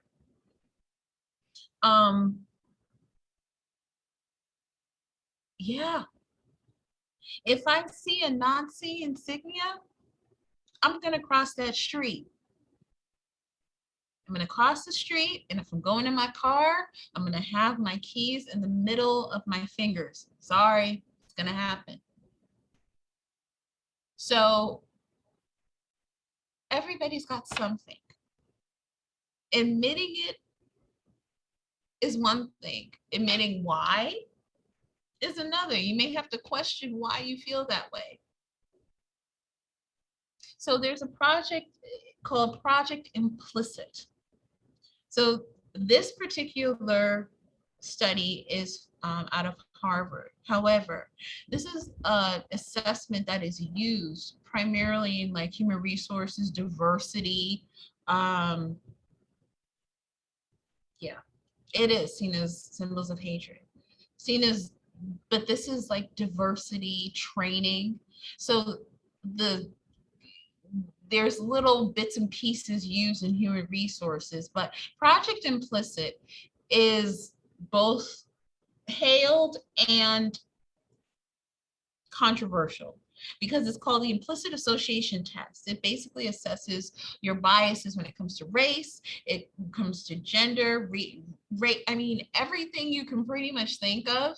It's going to give you some questions on, okay, I usually don't speak my mind, you know, but this is between me and you. So let me tell you how I really think. Whether or not it goes into a big database and you're seen as a certain way or another, no. There's beta testing in terms of how people respond to it, not necessarily what they say, because people are so afraid of their own thoughts that they may end up lying because they're fearful that somebody is tracking them, which frankly, I see as reasonable. It's a reasonable fear. Why would people ask me if they didn't want to collect what I'm going to say? That's the crux of this. It's not so much what you're reporting, it's your willingness to be open. So this is a link. It's a great test for everyone. We're so aware and socially and politically correct, or we're open to inclusion. But are you doing this as a part of a group think? And I'm not saying you should be vulgar, but sometimes we don't realize how much of our unconscious or conscious or the level of dissonance we have away from what we really think versus what we think we're supposed to think, because this is what everybody else thinks and this is what's appropriate, and we don't want to be canceled or we don't be criticized and bullied. It's a lot of work because you're never going to please everyone. You're not. We all have implicit biases. So this is our last video. And I want to just make sure everybody's biased about something. I love the term, let's start the conversation. We need to have a conversation. Aren't we talking right now? This is important because this is how a lot of those killers, those people who have those sociopathic, psychopathic tendencies can get through. That's how we got a social influencer like Donald Trump. When we started not being honest with ourselves and doing more groupthink.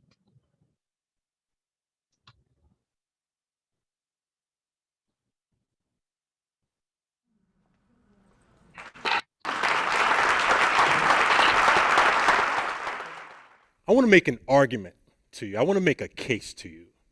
And the argument that I want to make is that the way that we currently think about, talk about, and act on issues of racial bias and other lines of difference in this country is woefully inadequate and it's incomplete. The way we think about, talk about, and act on issues of racial bias and other lines of difference in this country is woefully inadequate and it's incomplete. And in making this case, I want to build on the very robust and compelling evidence that has been coming out of the science community for the past 10 plus years that suggests that if we want to move to a radically different place, a radically better place on issues of race and difference in this country, we have to pay attention to something called implicit bias. So what is implicit bias? Oprah Winfrey has talked about it. Malcolm Gladwell has written about it. Normally we say when Oprah is talking about it and Malcolm is writing about it, everybody knows about it, which isn't always the case.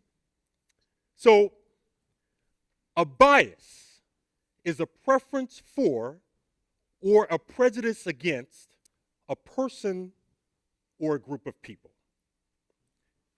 There are three characteristics that make a bias implicit.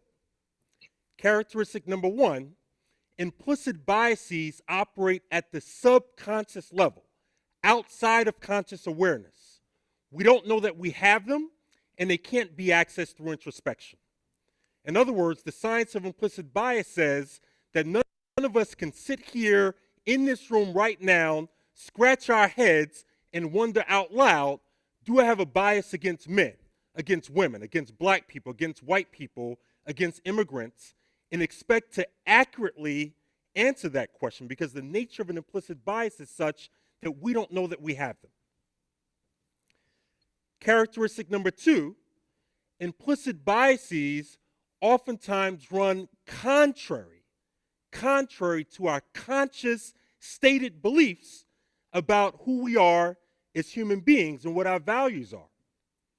In other words, the science of implicit bias says that you can be a school administrator and say that you are deeply committed to nurturing and building up young people, and yet be the same school administrator who leads your school in high rates of suspensions and expulsions of young people. And both of those things would be true. Consciously, you're deeply committed to building young people up. Unconsciously, you're doing harm in the process. The science of implicit bias says that you can be a law enforcement officer deeply committed to the mantra that appears on the side of police vehicles that says what? Protect and serve. And yet be the same law enforcement officer who leads your precinct or your district and high rates of stops and frisks of young men of color. And both of those things would be true. Consciously, you're deeply committed to the principles of protecting and serving. Unconsciously, your behavior is inconsistent with that. The third characteristic that makes a bias implicit is that implicit biases are triggered through rapid and automatic mental associations that we make between people, ideas, and objects, and the attitudes and stereotypes that we hold about those people, ideas, and objects.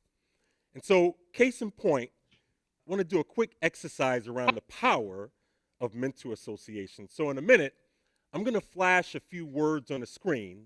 And what I want to ask you to do is I want you to quickly reflect on and or call out the associations that you make with those words or that you believe the broader society makes with those words.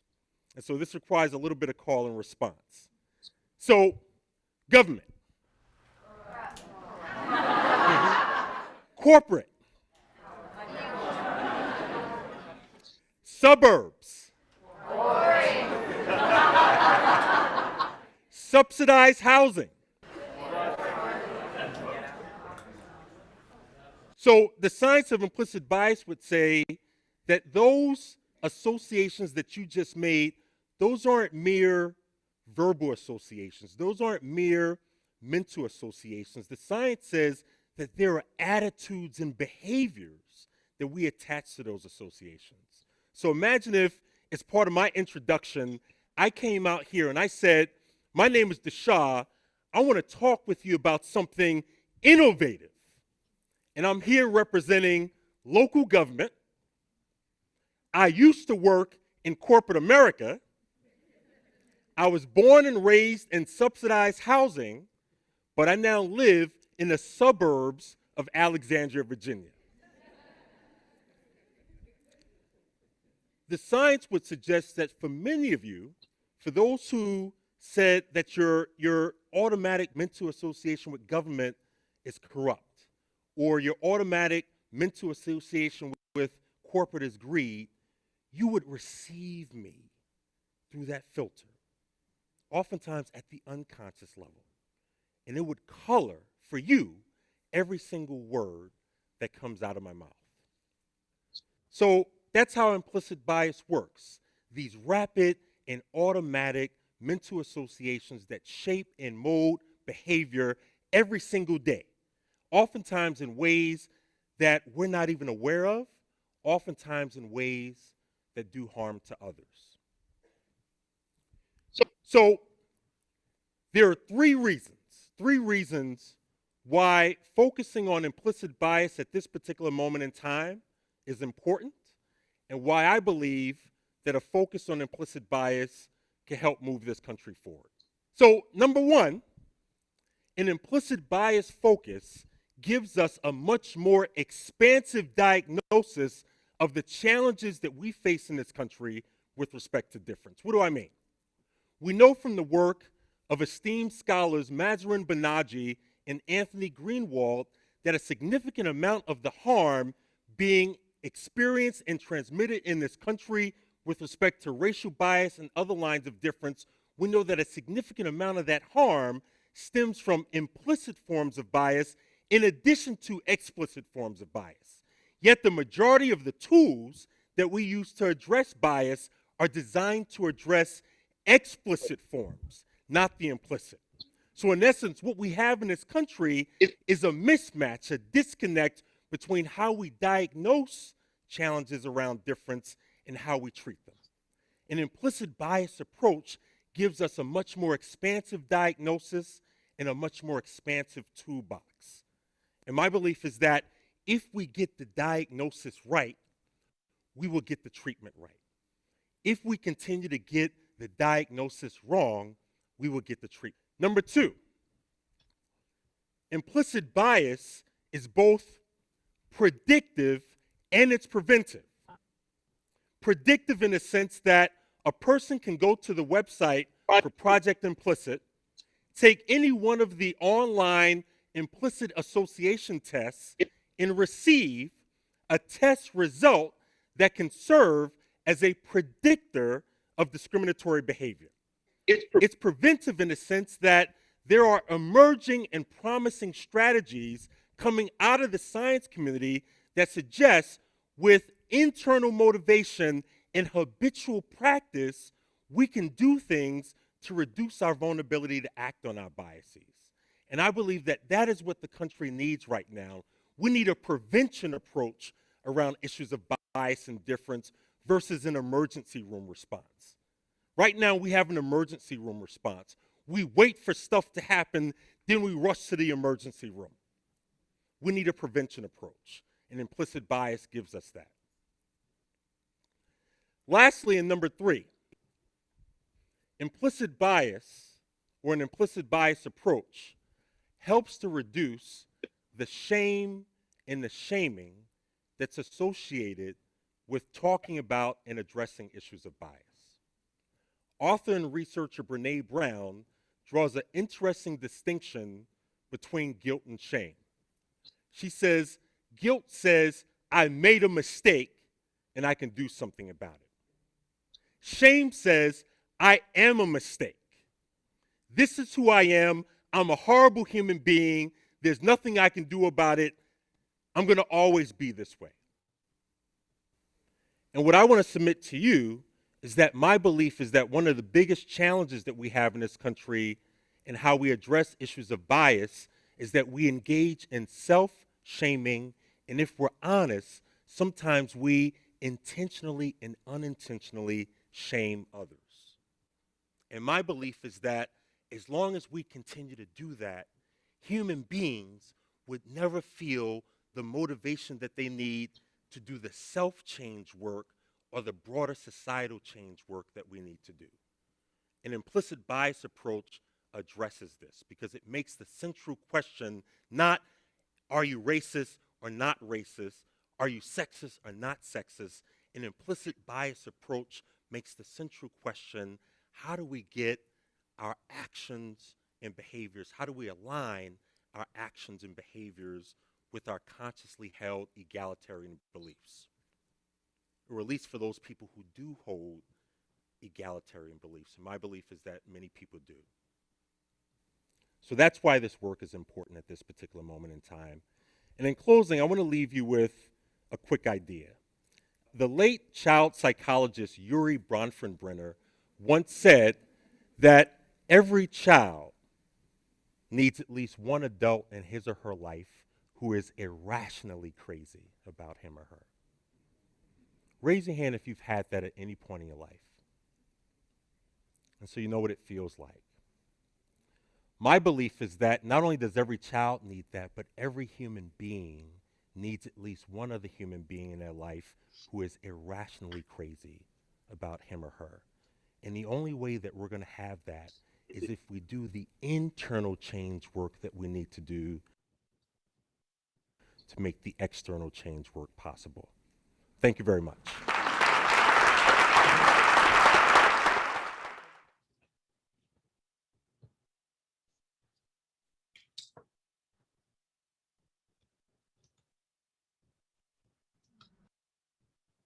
So, what can be done about prejudice and intergroup conflicts? Well, being honest with ourselves, being honest in our groups, in our organization or cults. We're doing everything we can, and at the same time still not doing enough, apparently. So it's all about your group, cult, or organization. So I'm going to ask this question again. What do you consider the difference between a group, a cult, and an organization? And remember, this is for 10 points.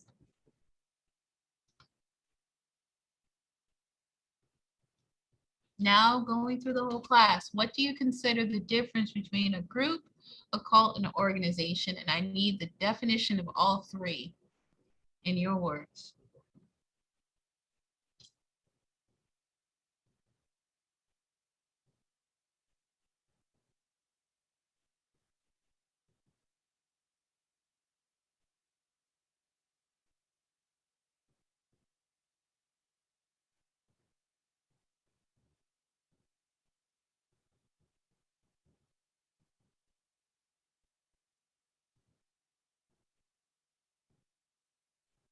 Mhm.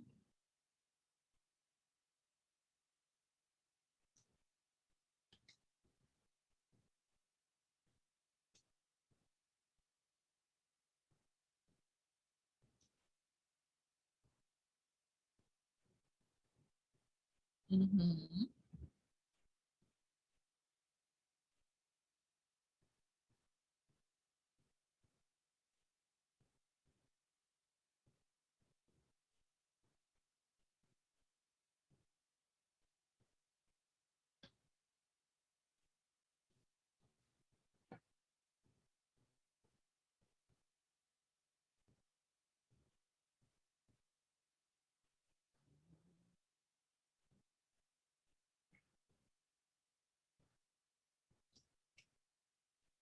I'm going to the book.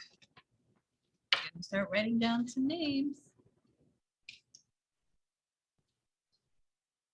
10, 9, 8, 7, 6, 5, 4, 3, 2, 1.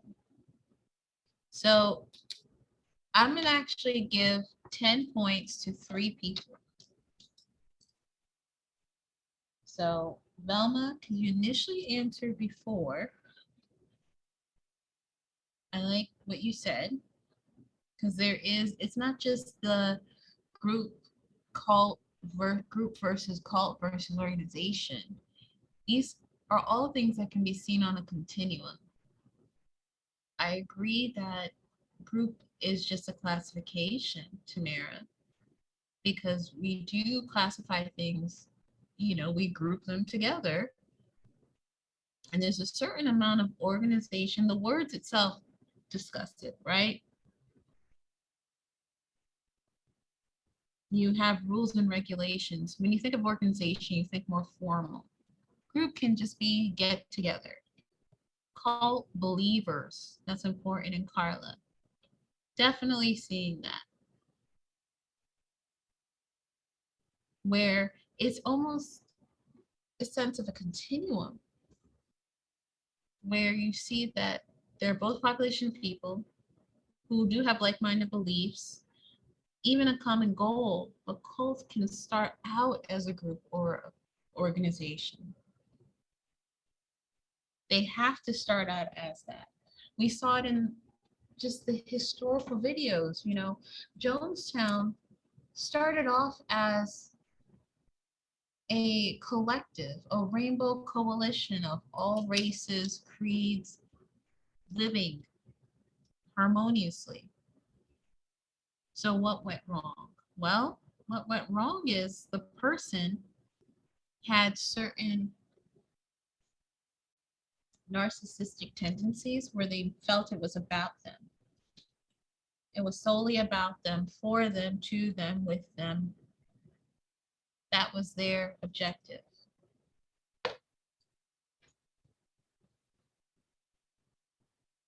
So the reminder is that Sunday, August 8th, at 11:59 p.m., chapter quizzes 16 and 17, and discussion board post week 13 are due.